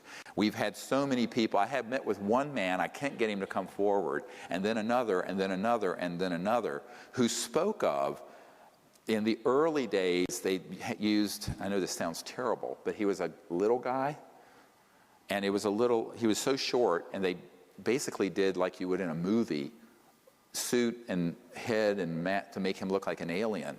And there would be military choppers nearby, but he would be on one of these flying discs, man-made, and go in and with a chemical canister and some electronics, abduct people. And he says, oh yeah, I was on an abduction squad. It was way back, I think in the 60s. They've gotten better, and I say better, and they've become more efficient because over the decades they've developed little creatures that look like an ET. They may look gray or like a reptile or this, and they kind of walk like this. They have this robotic, weird walk, and if you look at I saw the video that Stan Romanek had of the one that came into his house, that basically a film company bought up and black shelved. Nobody has seen this. I was at his home. And the one that came into his house was exactly one of these so-called gray-like creatures. And the way it moved was this very robotic. It was so obvious that it was a biomachine. And if you go into the brain, it is physical. It has a biological component, but it's laced, the neural cortex is laced with integrated circuits. And it's completely under control of these military operatives. But he thought it was an alien. I said, well, it was an alien, but not an ET. So I used the word alien, which has a very xenophobic ring, to connote the man-made ones, and the ETs are the ones that are interstellar. The aliens that are man-made are ones that are completely under the control of these paramilitary operations. And the stagecraft, if you use the language of this Strategic Studies Institute document, is so good that it would fool anyone. The president, the CIA, you could abduct, and they did. They abducted Paris de Cuellar out of his limousine using this stuff, and he thought it was ET. And that's why they killed the initial plan to end secrecy at the end of the Cold War. Gorbachev was on board, Reagan was on board, Paris de Cuellar, head of the UN, Prince of Liechtenstein was involved, et cetera, and so on. Killed it. Now we're getting, this I know is where everyone's going, can this man have lost his mind? Every word I'm telling you is true. This is the heart of the secrecy. How do you convince people there's another species to hate? Now, they actually took this from the playbook of Adolf Hitler. The way they conditioned the population.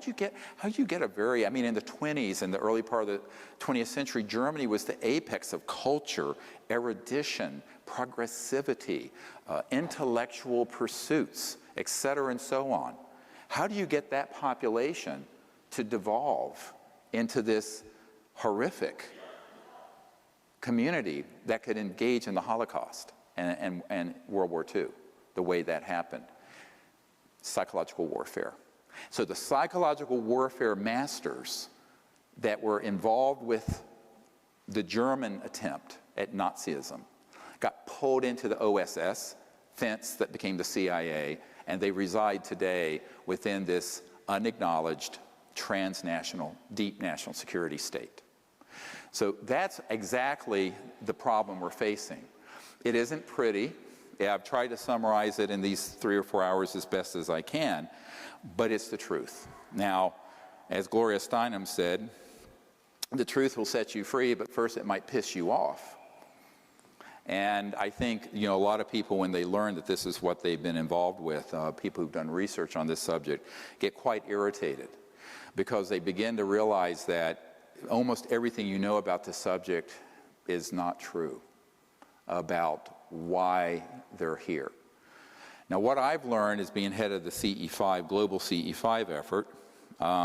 Let's go to the next one. It's a very interesting thing that came out not long ago. It's from the Daily Mail in the UK, but it was an article about this new electronic warfare system. And I actually talked about this 20-some years ago, but they're just now bringing it out, and it's kind of almost like Star Trek, but it's something you can put up that basically knocks out all electronic communication. The next, you have the next one? And it just gives you the idea that if this is being reported in the regular media, or even tabloid media, this is at least 30 to 40 years old. This. And it's basically a platform that can float over an area and knock out all electronics. not only in a city, but over a battlefield or what have you, using pulsed microwaves. Now, this is not talking about scalar. This is pulsed microwaves. But when you pulse microwaves in a certain way, it can cross over into this longitudinal effect, and it can have an enormously destructive result.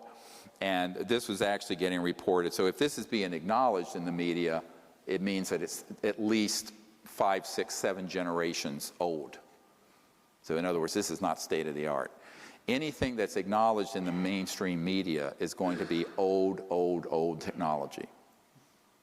And the really state-of-the-art stuff is highly classified, compartmented, and unacknowledged, most of the really amazing stuff. So this brings us to, how do we get out of this conundrum? And if you put up the next one. I just want to share this. I shared this in my London presentation last month, or in September. And this is the French initiative. And you see the date on it. This is by far, we're about to release all of this with a report on the internet, document ever generated by a government on this subject. Urgent, 16 January 2007. The French government had decided to reach out to us to make peaceful contact with the ETs and bypass this entire unacknowledged world of cloak and dagger nonsense. And so through a series of meetings that happened over 3 or 4 years, this Dr. Moran and his people, a very senior guy, an admiral and PhD scientist, also a medical doctor, with the Ministry of Defense. This is an official Ministry of Defense letter to me and a few other people about this project. And what they wanted to do was to have the protocols established. And with this document came an entire separate attachment that had all the research and equipment that would be needed to do a friendly diplomatic contact with these civilizations in France. And so we cooperated with that. This was something that was not talked about until September. And I referred to it some years ago. Those of you may remember, I talked about a major G7 country whose Ministry of Defense was reaching out to us to make peaceful contact. This is it. You know, I'm speaking of it now because that government left. It was Sarkozy, the President Sarkozy. And enough time has passed that I feel like I can talk about it without too many ruffled feathers. There's still going to be ruffled feathers with this. But importantly, what you have to look at with this document, and it's basically an explanation. If you look at the translation, we had expected to do an event sooner and it kept getting delayed. And the delay was because of, as it says, politics. And there were people interfering with this attempt to go out and have a team of folks with the air support, security support, and have, like in Close Encounters of the Third Kind, a contact, a landing, or a near contact event under the official auspices of the Ministry of Defense of France. Now, when we started going back and forth with this communication, of course, everything I do is monitored in real time. The French ambassador to the United States got a very nasty phone call from our intelligence community and saying, "What the hell do you think you're doing?" And they really cussed him out. And he said, "Look, we're doing this, so we're a sovereign country." And basically what was said back to him was, don't do it anywhere near U.S. assets or U.S. airspace or U.S. territory, or you'll be in big trouble. And the French got very irritated by this. They said, we'll be completely within France and it's none of your business. So obviously there are elements within MAGIC in France who have run interference to interfere with this process. Every major country have elements. And so it's very political, it becomes very, very thorny, but the very fact that senior people in the Ministry of Defense of a major G7 country, group of 7, major economic country, would, and a nuclear power, would reach out to make peaceful contact using the Close Encounters of the Fifth Kind initiative is by far the most historic thing. And that's why this document, I think, is the most important document ever written, because it's not classified.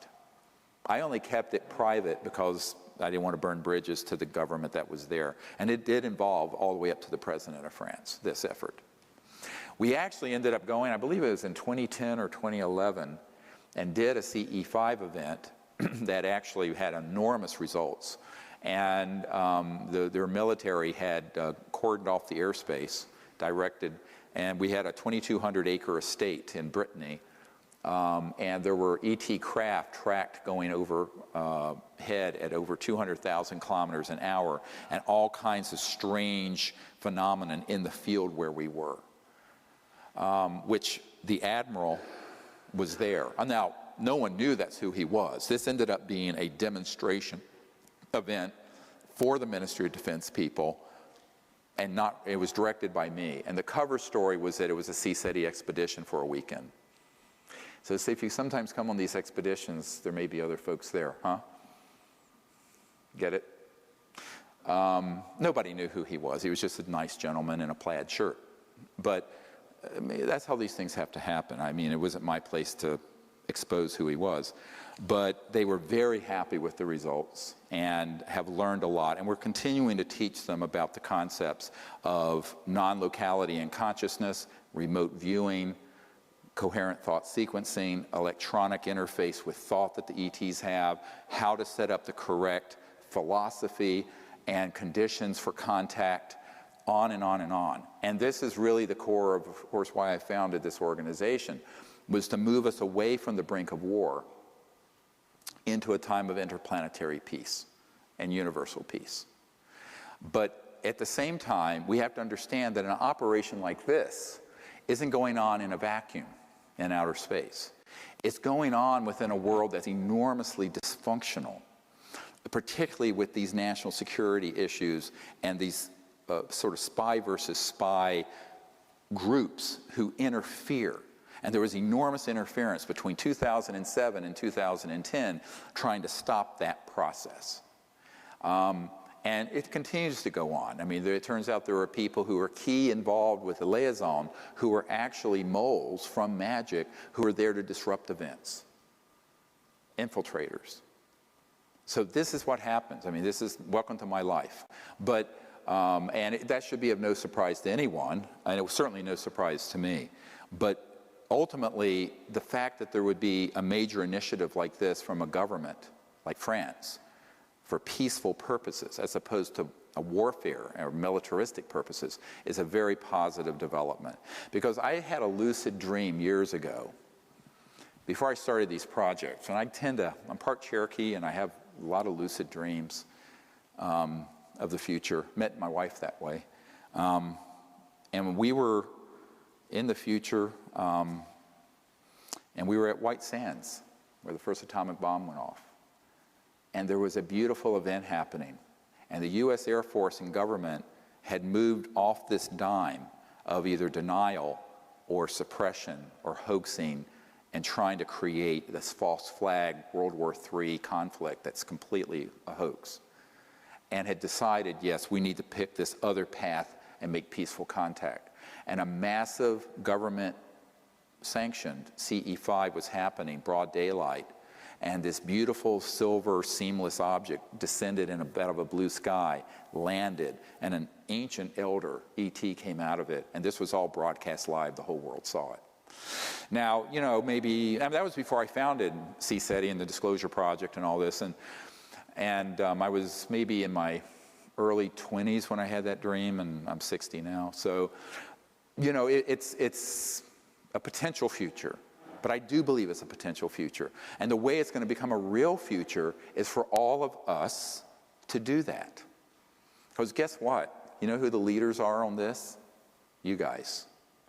Not the president, not the Congress. Disclosure, contact, all of that first has to be the people. We, the people.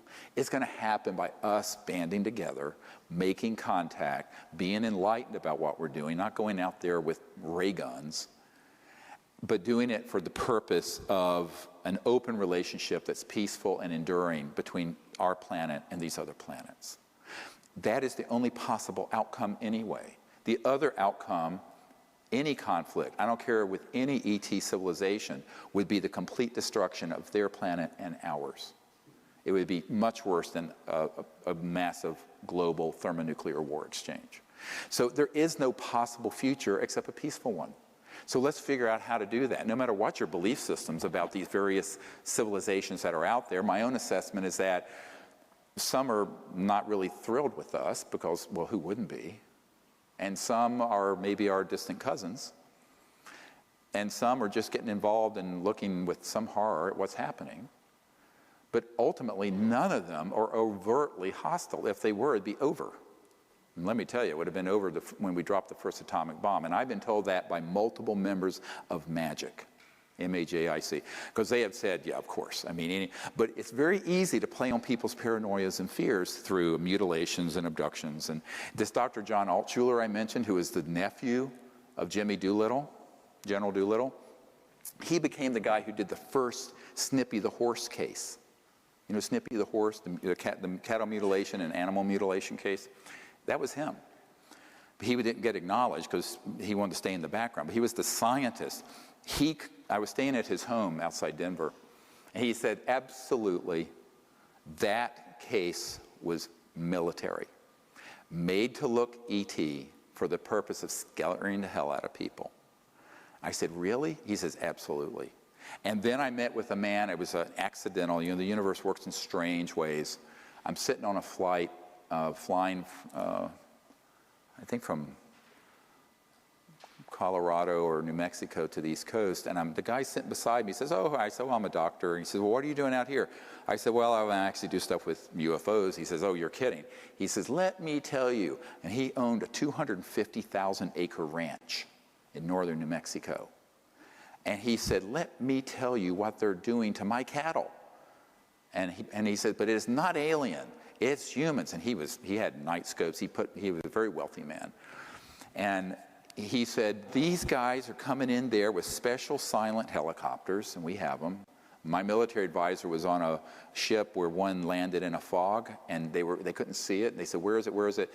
They said, look up, it's right above you, and there's no sound. Completely quiet. He says, and we caught them red-handed doing these mutilations on my cattle. And he instituted a lawsuit against the U.S. government, but the group doing it was an unacknowledged group that's extra-constitutional, and the U.S. government said, we don't know anything about it. And the government people who said that were telling them the truth. See, this is real plausible deniability, right? Because they can honestly say, we don't know anything about this. So he took it all the way through the federal court system, it just got thrown out. Even though he had dispositive evidence, human, paramilitary, and U.S. military assets were doing it. And, I've shared this with Linda Moot-Howell and others. An alien harvest, I said, alien baloney. This is being done by people who want to scare the hell out of the public as part of this psychological warfare that was launched in 1953. But there's another reason for it. They're getting raw materials that they do take from that. It's hard to do it underground. Take them to underground bases, which become culture media for the programmed life forms, the man-made ETs I'm talking about. We don't have time to go into what these nanotechnological things are, but let me just say cloning. Dolly the sheep wasn't the first cloned creature. So with the right electromagnetic pulse, it's very easy to clone a human or an ET, or take tissue from one, but you need some kind of biological medium. And that's what the cattle mutilations provide, and the other animal mutilations provide the biological medium for these experiments in the development of man-made fake ETs. And by the way, there was an intelligence official who kept calling Stan Romanek, telling him when he had that creature come into his kitchen and said, Stan, it's one of the fake ones.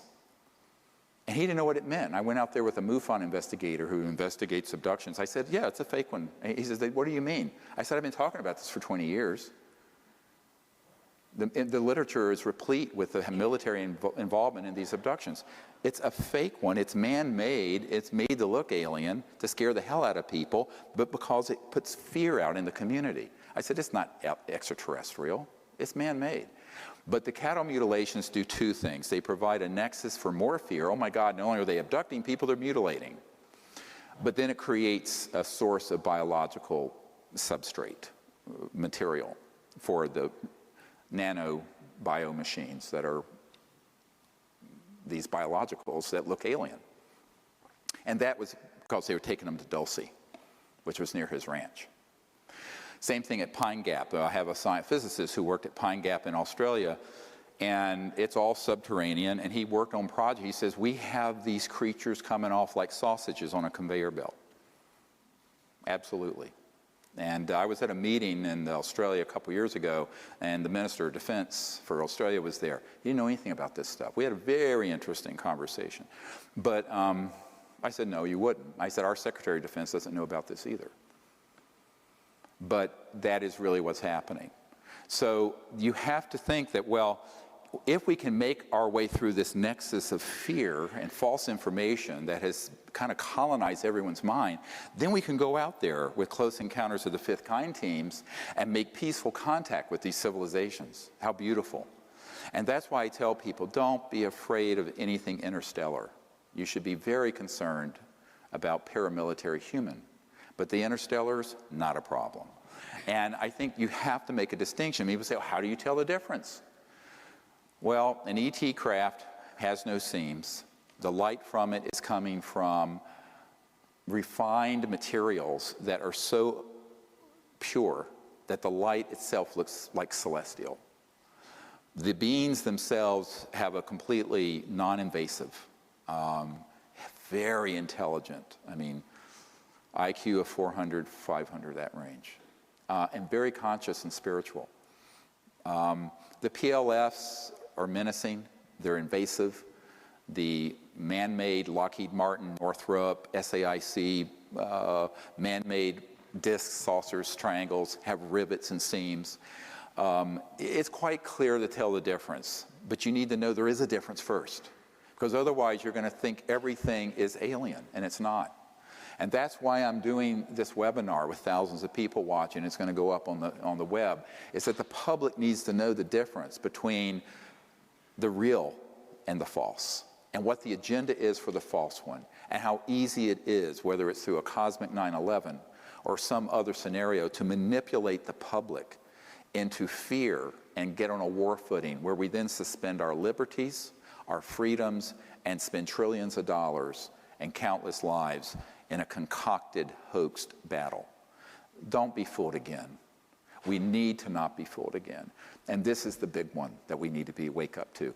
If enough of us wake up to this and then go out and make peaceful contact, then those folks who want to see us create a time of endless war can't have their way. They only succeed if you are sheeple who are going to follow along with the conventional wisdom like zombies half asleep. So I beg you to share this with everyone you know. And go out there and make peaceful contact. The other thing I'm calling for is this Whistleblower Act provision. If there are people in this audience or who know people who have been involved in these projects who can testify, and if there's an attorney team that will take it, we will initiate this lawsuit. And the next is mass defections. All of you know people who know people who know people. It's 2 or 3 degrees of separation. If you work your network, those of you listening who are in California in the high desert, there are people in Palmdale near Edwards, there are people in Nevada listening right now. You network in your community and you find people who are at these facilities that I named. And unfortunately that document didn't make it, but listen to it. And if they've worked on these projects related to ETs, UFOs, PLFs, program life forms, anti-grav, you may defect with impunity under the National Security Act of the United States. Why?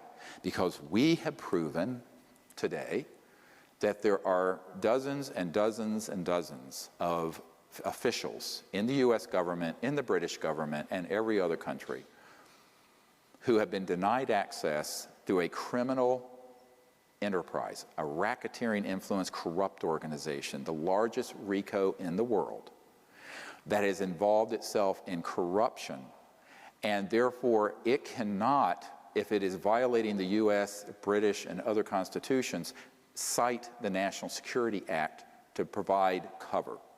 That is why on 2001, on May 9th, when we did the disclosure project, and I had 20-some people at the National Press Club over here, and then subsequently more than 100 that came forward in the book and videos for disclosure, none of them, even though they had top secret clearances on this issue, none of them ever got a phone call or a letter saying, be quiet. Because we had proven between 1992 and 2001 that this is an illegal, unconstitutional operation. So anyone listening who has a family member, a friend, a neighbor, someone you can network who's been in those projects or are currently in those projects, contact me at our website, Sirius Disclosure, SIRIUS disclosure.com. We will treat you with the greatest confidentiality. Now, we do not want to hear from secondhand people unless you have dispositive documents and proof. Only firsthand, people who are there and who can prove they're there. So you'll have a DD-214 from the Department of Defense, you'll have badges from your corporate access, you'll have stuff that can establish it. And that's what we require. But those folks need to come forward in a next wave of disclosure and defect from this criminal enterprise. Many of you, I'm addressing you now, don't know you're in a criminal enterprise because the way compartmented intelligence works, you have a guy at this desk doesn't know what the guy next to him is doing because it's special compartmented intelligence, top secret. And that's the way it works. They're in what are called silos. But I am telling you through these documents and this testimony that the way these projects are managed, it's illegal. And if it's illegal, they cannot cite you for violating the National Security Act. Now, Snowden disclosed information that the President and Congress did know about. That's different. I'm talking about disclosing information that is not being shared with the President or Congress and are a priori illegal. So the quotidian world of top secret, the sort of everyday world of top secret, I'm not talking about that. I'm only talking about unacknowledged special access projects that deal with the anti-gravity or gravity control, new energy, ET UFO issue. Those things are being managed in a corrupt enterprise that's illegal. So you folks can speak to anyone, provide any material, take any document, like some of these that I have that are top secret that have not been declassified.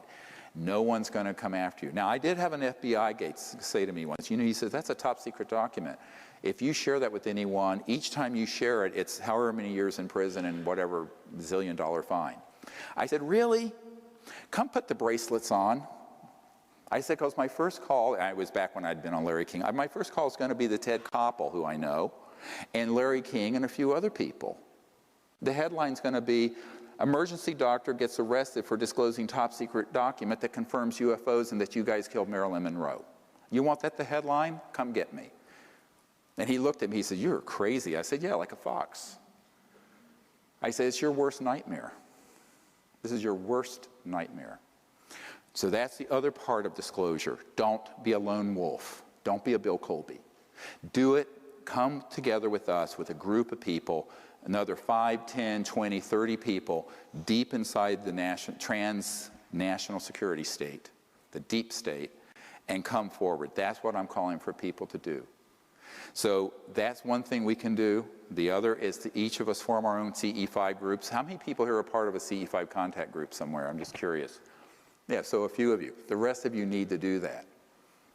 We have an app. If you go to SiriusDisclosure.com and scroll down to the bottom half of the page, there's actually an app to train you in the remote viewing and the contact protocols. And then there's another app, a free app, that will show you who is on CE5 teams in your area. And so you can register on that, create a new email just for contact in CE5, and start going out under the stars doing this. Because here's the power of mass consciousness. Dr. John at Princeton, the Princeton Engineering Anomalies Research Lab, found that if one person put their awareness on a random number generator, they could shift the zeros to ones or the ones to zeros, just through their conscious effect. That's the power of the mind. Our minds have infinite power if we tap into that. If two people do it who love each other or are united, the effect was exponential, not arithmetic. It wasn't twice as much, it was 10 times as much.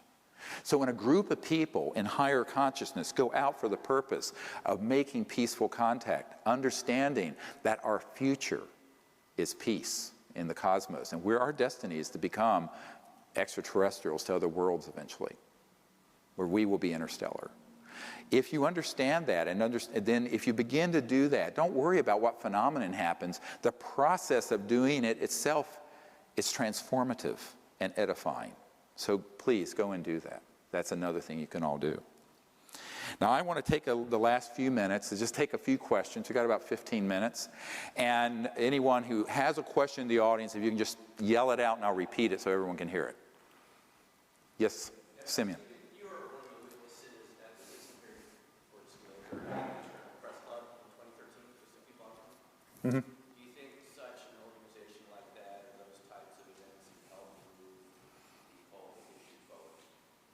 Hearings in front of either members of Congress or the parliament? Yeah, he's asking about the hearings in front of Congress and this sort of thing. Here's the problem with that.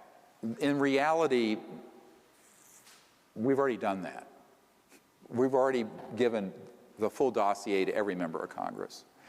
I am not sanguine that any member of Congress is going to hold a hearing on this. Even Kucinich, who ran for president in 2008, who had a sighting and a close encounter, he was outed by Shirley MacLaine, unfortunately. And I've known him for years. He became chairman of one of the subcommittees on government oversight, domestic. He wouldn't do it. Because the social opprobrium, condemnation, critical, ridicule, is so great on this subject. It's more likely that more and more people defecting and doing it through the new media and the internet would create a tidal. Now, at some point, either a contact event will happen that cannot be suppressed, or enough critical mass of people, a new wave of people defect where it just reaches critical mass. But for the president and the Congress to do it, they will only step in after we've done the very big heavy lift. So I think disclosure is in our hands, and in my opinion, in a sense, we've already done it. The majority of Americans believe we're not alone. 43% of Americans believe we're currently being visited by ETs. 2/3 of the public believes there's intelligent life out there, and we've been historically visited. So in a sense, when I started the project, the numbers were like 25%. So in a sense, we've won that issue. It's when people talk about disclosure, I say, well, in a sense, we've already done it. What hasn't happened is official disclosure. But the problem with official disclosure is that it's rare to find a politician who has the courage to make their way through the condemnation, the ridicule, or the threats. And the threats are serious. And that's why we had such great hope that Clinton, and by the way, when Lawrence was hosting, when we were doing this briefing for President Clinton and Hillary at the Rockefeller Ranch, you know who stood up and stopped it? Hillary. She said, it's too dangerous. We don't want to hear anything more about it, and we're not going to pursue it. So President Clinton took the briefing doc, this huge thing I put together, and kept it in the private quarters of the White House, in his bathroom, actually, to read. And he would occasionally bring it out. There was a person who used to live at the White House who's a friend of mine. And he says, yeah, he'd bring it out into the living room, and he went through and he'd go, I know all this is true, but they won't tell me a thing, not a goddamn thing. That's what he said. So, I just think that, for the chief executive or the Congress to do it, we're going to have to create events, contact events. And it's harder in America than any other country, because this country is the crown jewel. It's not that magic doesn't have subsidiaries globally, but this country is the crown jewel of the military, industrial, financial, laboratory, technology complex dealing with this. All other countries are an order of magnitude down in terms of what they have. And so for a president or a congressman to really go full bore at this, let's just say I'm not holding my breath. I'm calling for it. I think it'd be great if it happened. But I think we're going to have to do a lot more of the groundwork ourselves. The public, it has to be a mass public initiative, both making contact and bringing out more and more of these top secret witnesses before they will move off the dime. Yes, sir? Do you know who the leaders of magic are today? Yes, I know a number. I've named a few. Some are recently deceased, some are still living. Like, Cheney's certainly a member. Papa Bush is a member. Some of these royal families have representation, but minor. All you have to do is look at the really top folks at the Lockheed Skunk Works, SAIC, Lockheed Martin. They're all involved. You have David Rockefeller, used to be Chase Manhattan Bank. That, by the way, that's why Lawrence, who was his brother, who was sort of the philosopher king of the family, he wanted disclosure and peaceful contact. David, with the banking empire, was jumping up and down on his, well, I won't say what he told me, his toes, and was furious. You're saying that an officer of Lockheed, Northrop, or whatever, is a member of this group? If they're directly involved in the Skunk Works and the Cube, yes, they would absolutely have knowledge. And there are people within the military and CIA. I know people at the CIA who are a member of this group. And what's interesting, when I first did the meetings with the CIA director, about a third of Magic supported the concept of ending the secrecy and bringing this out. I've been told that the number is now 70% are in favor. And I've met with a number of them. They're more the younger generation. The problem is the other 30% would drop them dead just like they killed Bill Colby. So it doesn't take them, it's not a democratic system. It's who's willing to be a murderer, who's willing to kill who. So and the other problem is that this group, Magic, has elements that are splintered off of the main policy board, the main policy committee. So the folks who have gone off the reservation with electronic warfare systems, abductions, mutilations, those guys are in a paramilitary special operation, drug run. It's highly, and some of the people who are on the main, they don't actually have control over what those guys are doing. So people should get rid of the idea of some sort of top-down system. The architecture of the secrecy may have started that way, and much of it was under constitutional oversight with Truman and the early Eisenhower years. And then it went south. And it continues to go out of control, spinning out of control. So that's what you need to understand. Yes, sir? I mean, does this group conceive of themselves as, people have talked about a breakaway civilization? I'm having a hard time getting my head around the end goal. Is it just endless warfare? Are they addicted to warfare? What is it? Okay, there are agendas within this group that are separate and competing, and sometimes they mesh. One would be macroeconomic global control. They want the oil system, the central utility system, and it's all a macroeconomic issue for those guys. Those would be more of the real politic folks like Papa Bush. Then you have the people who I mentioned are eschatologists. They would love to see a final battle happen that would result in the end of the world, so that their Messiah or their Christ or whoever would return. I mean, they're religious nuts. I mean, they make the Taliban look like liberals. Then you have an element that are sociopaths who really like endless war. They love torture. They like destruction. They're addicted to it. And I've met with some of these people. They are true psychopaths and they're scary characters. And then you have an agenda that has to do with the fact that they're not so much still attached to the secrecy, but they don't know how to come clean without it being the biggest scandal in the history of the United States and many other countries.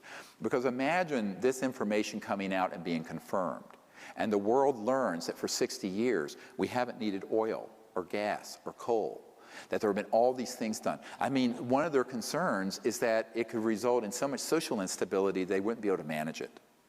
So there's a sort of inertia to the secrecy, a momentum, and it's very hard to stop it. So those are people who are just sitting on the fence, who are placeholders, status quo holders.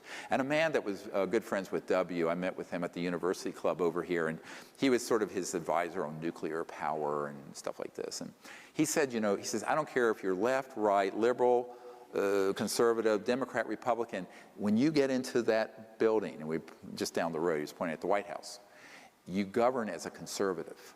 I said, what do you mean? He said, you do not want to be in charge when something this big happens and manage that change. I said, oh, I understand what you're talking about. I had an admiral who was in charge of CONUS, who was part of, and then another guy named Admiral Harry Train, who became a member of MAGIC. You want names? I mean, I have a lot of names. And this guy said, well, CONUS is Continental United States Security. And he says, my job is to maintain the homeostasis of the world energy supply, just to have nothing disrupted. That's why we're in the Middle East so heavily. He says, and what you're saying is true. This should never have been kept secret. It should come out.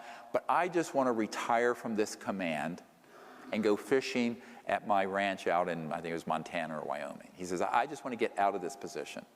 So, you have to, live in their shoes for a minute. And I have a lot of compassion for that. A lot of these people have inherited this mess that got started. And this is why Senator Goldwater said to me, he said, it was a goddamn mistake then, and it's a goddamn mistake now that this was ever kept secret. I'm quoting directly. I'm sitting in his living room.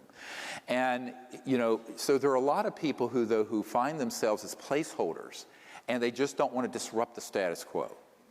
So there are different agendas for the secrecy.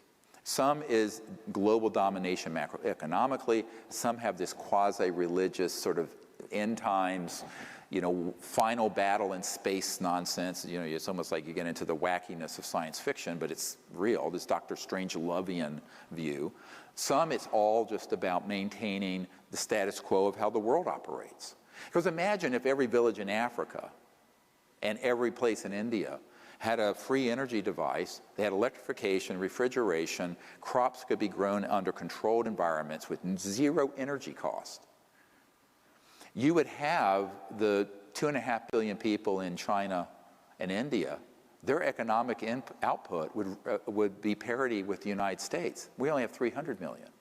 So the US and Europe only has 700 million, the rest of the world is 7 billion.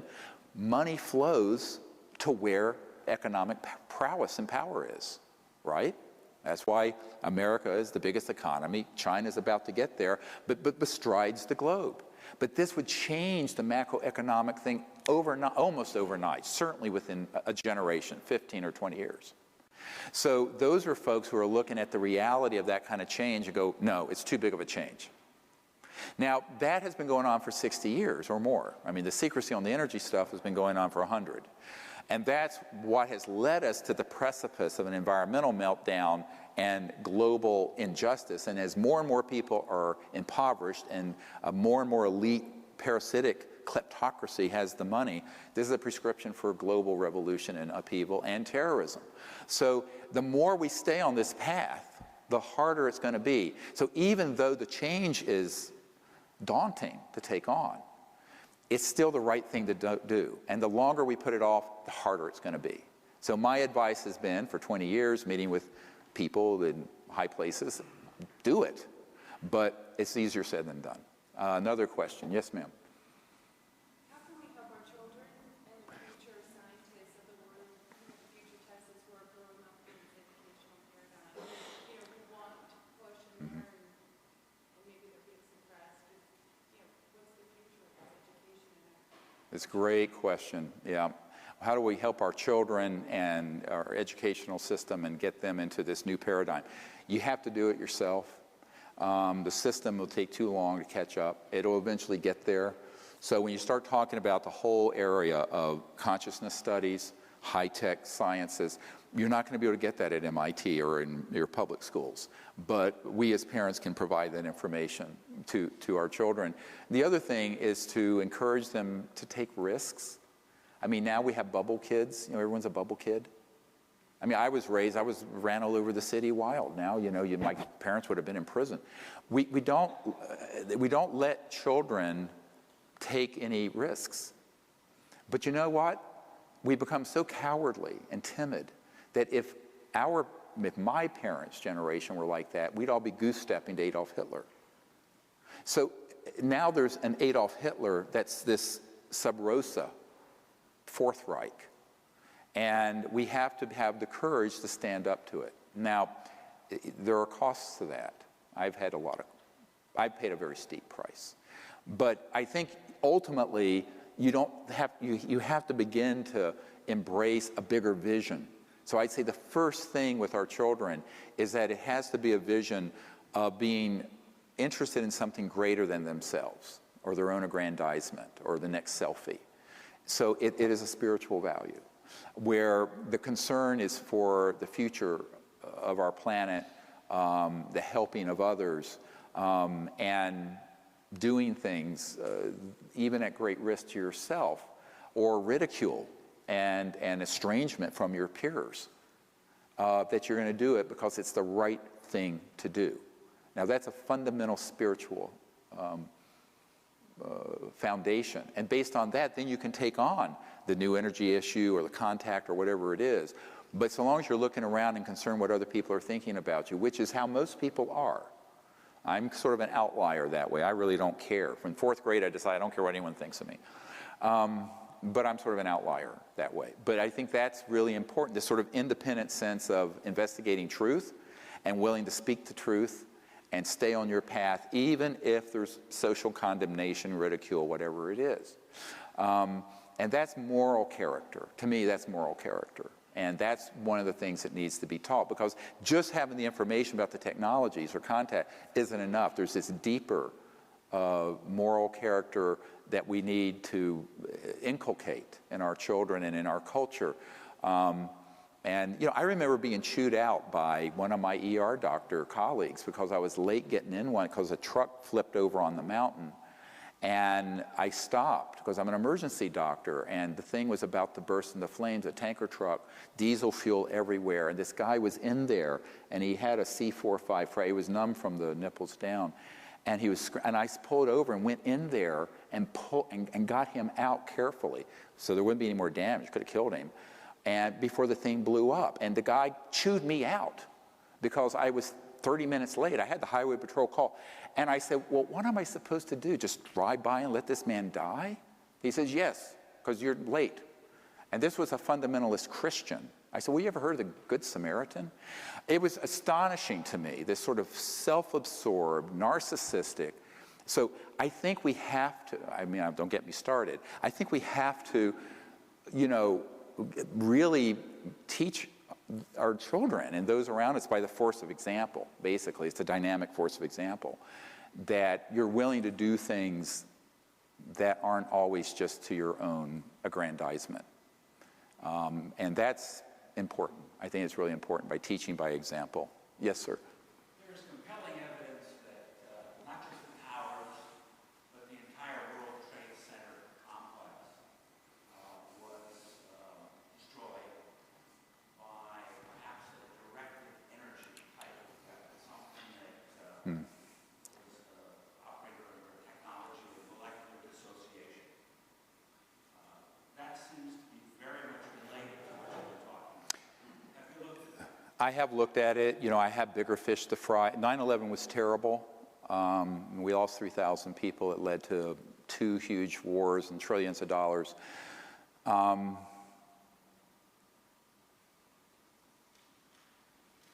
will tell you this. I'm not going to get into specifics. I mentioned a gentleman named Richard Foch, third highest guy, Richard Foch, at the Naval Research Labs. He was in meetings with the then Vice President of the United States, Cheney. And he said, absolutely, it was known about in advance, and there was involvement at that level. And he told me, and I have witnesses, multiple witnesses to this, that if he were to speak of this, now he's passed away, that he, his wife, his children, and his grandchildren would all be killed. That's all I'm going to say on the 9/11 issue. But there is a lot to that story. I've never shared publicly what I just said, but the man has passed away. So it's not hard to, and I think most people get into these grand conspiracy theories. Basically, all you have to do is stand down. There's constant threat. There is terrorism out there. And you don't even have to hoax an event in that case. You just have to stand down the systems that would have intercepted it. You understand what I'm saying? So it's like when you're doing a code blue, boom, clear. you say clear before you do the electric shock. So you just clear the system, let it come in and hit. Now, what I think happened on 9/11 is more like what I just described. And I have very good reason to believe that, because someone of that integrity and rank had a front row seat and knew about it. And I've never spoken of this before right now, but I think that it's disturbing, it's enraging, but it's a minor rounding error compared to what's coming if we don't end this cartel's hegemony on the secrecy related to UFOs, ETs, what have you. 9/11 is going to be a very minor blip on the screen. So that's my warning to people. You can take it or not. But I've known what you just asked about since it happened. My whole security team lit up like you wouldn't believe when that happened. Yes, yes, ma'am. I myself have had, I guess, contact with benevolent entities that They're all benevolent, by the way. like, I would call them angelic if I was to describe it, like not physical like they are. Do you feel like there could be some kind of divine intervention? But people wouldn't be afraid because literally, like, if you're anywhere near one of these beings, the love that you feel from You're them right. is, like, Yeah. indescribable. Yeah, I would say any interstellar civilization has achieved a level of consciousness, even when they're fully in the physical form, to be at that level of feeling. Those are the contact experiences I've had. But I think that one thing that doesn't work is like when we go to Afghanistan and try to start Jeffersonian democracy amongst warlords that are living in the medieval time. These civilizations are not going to come here. Now, I think if things got very, very bad, there would be a massive intervention, honestly. But I think let's avoid that. Let's not just sit on our hands and let things collapse. Let's actually take the world where it is and turn it and put it on the path of our dreams. Let's dream a beautiful future and create that future. And if we do that, there's going to be help in many dimensions, spiritual, extraterrestrial, and human, that will come into play. But we have to do it, and I really think those of us who have this information are the ones who are responsible for achieving it. We're out of time. Thank you very much for coming. I appreciate you. God bless you all.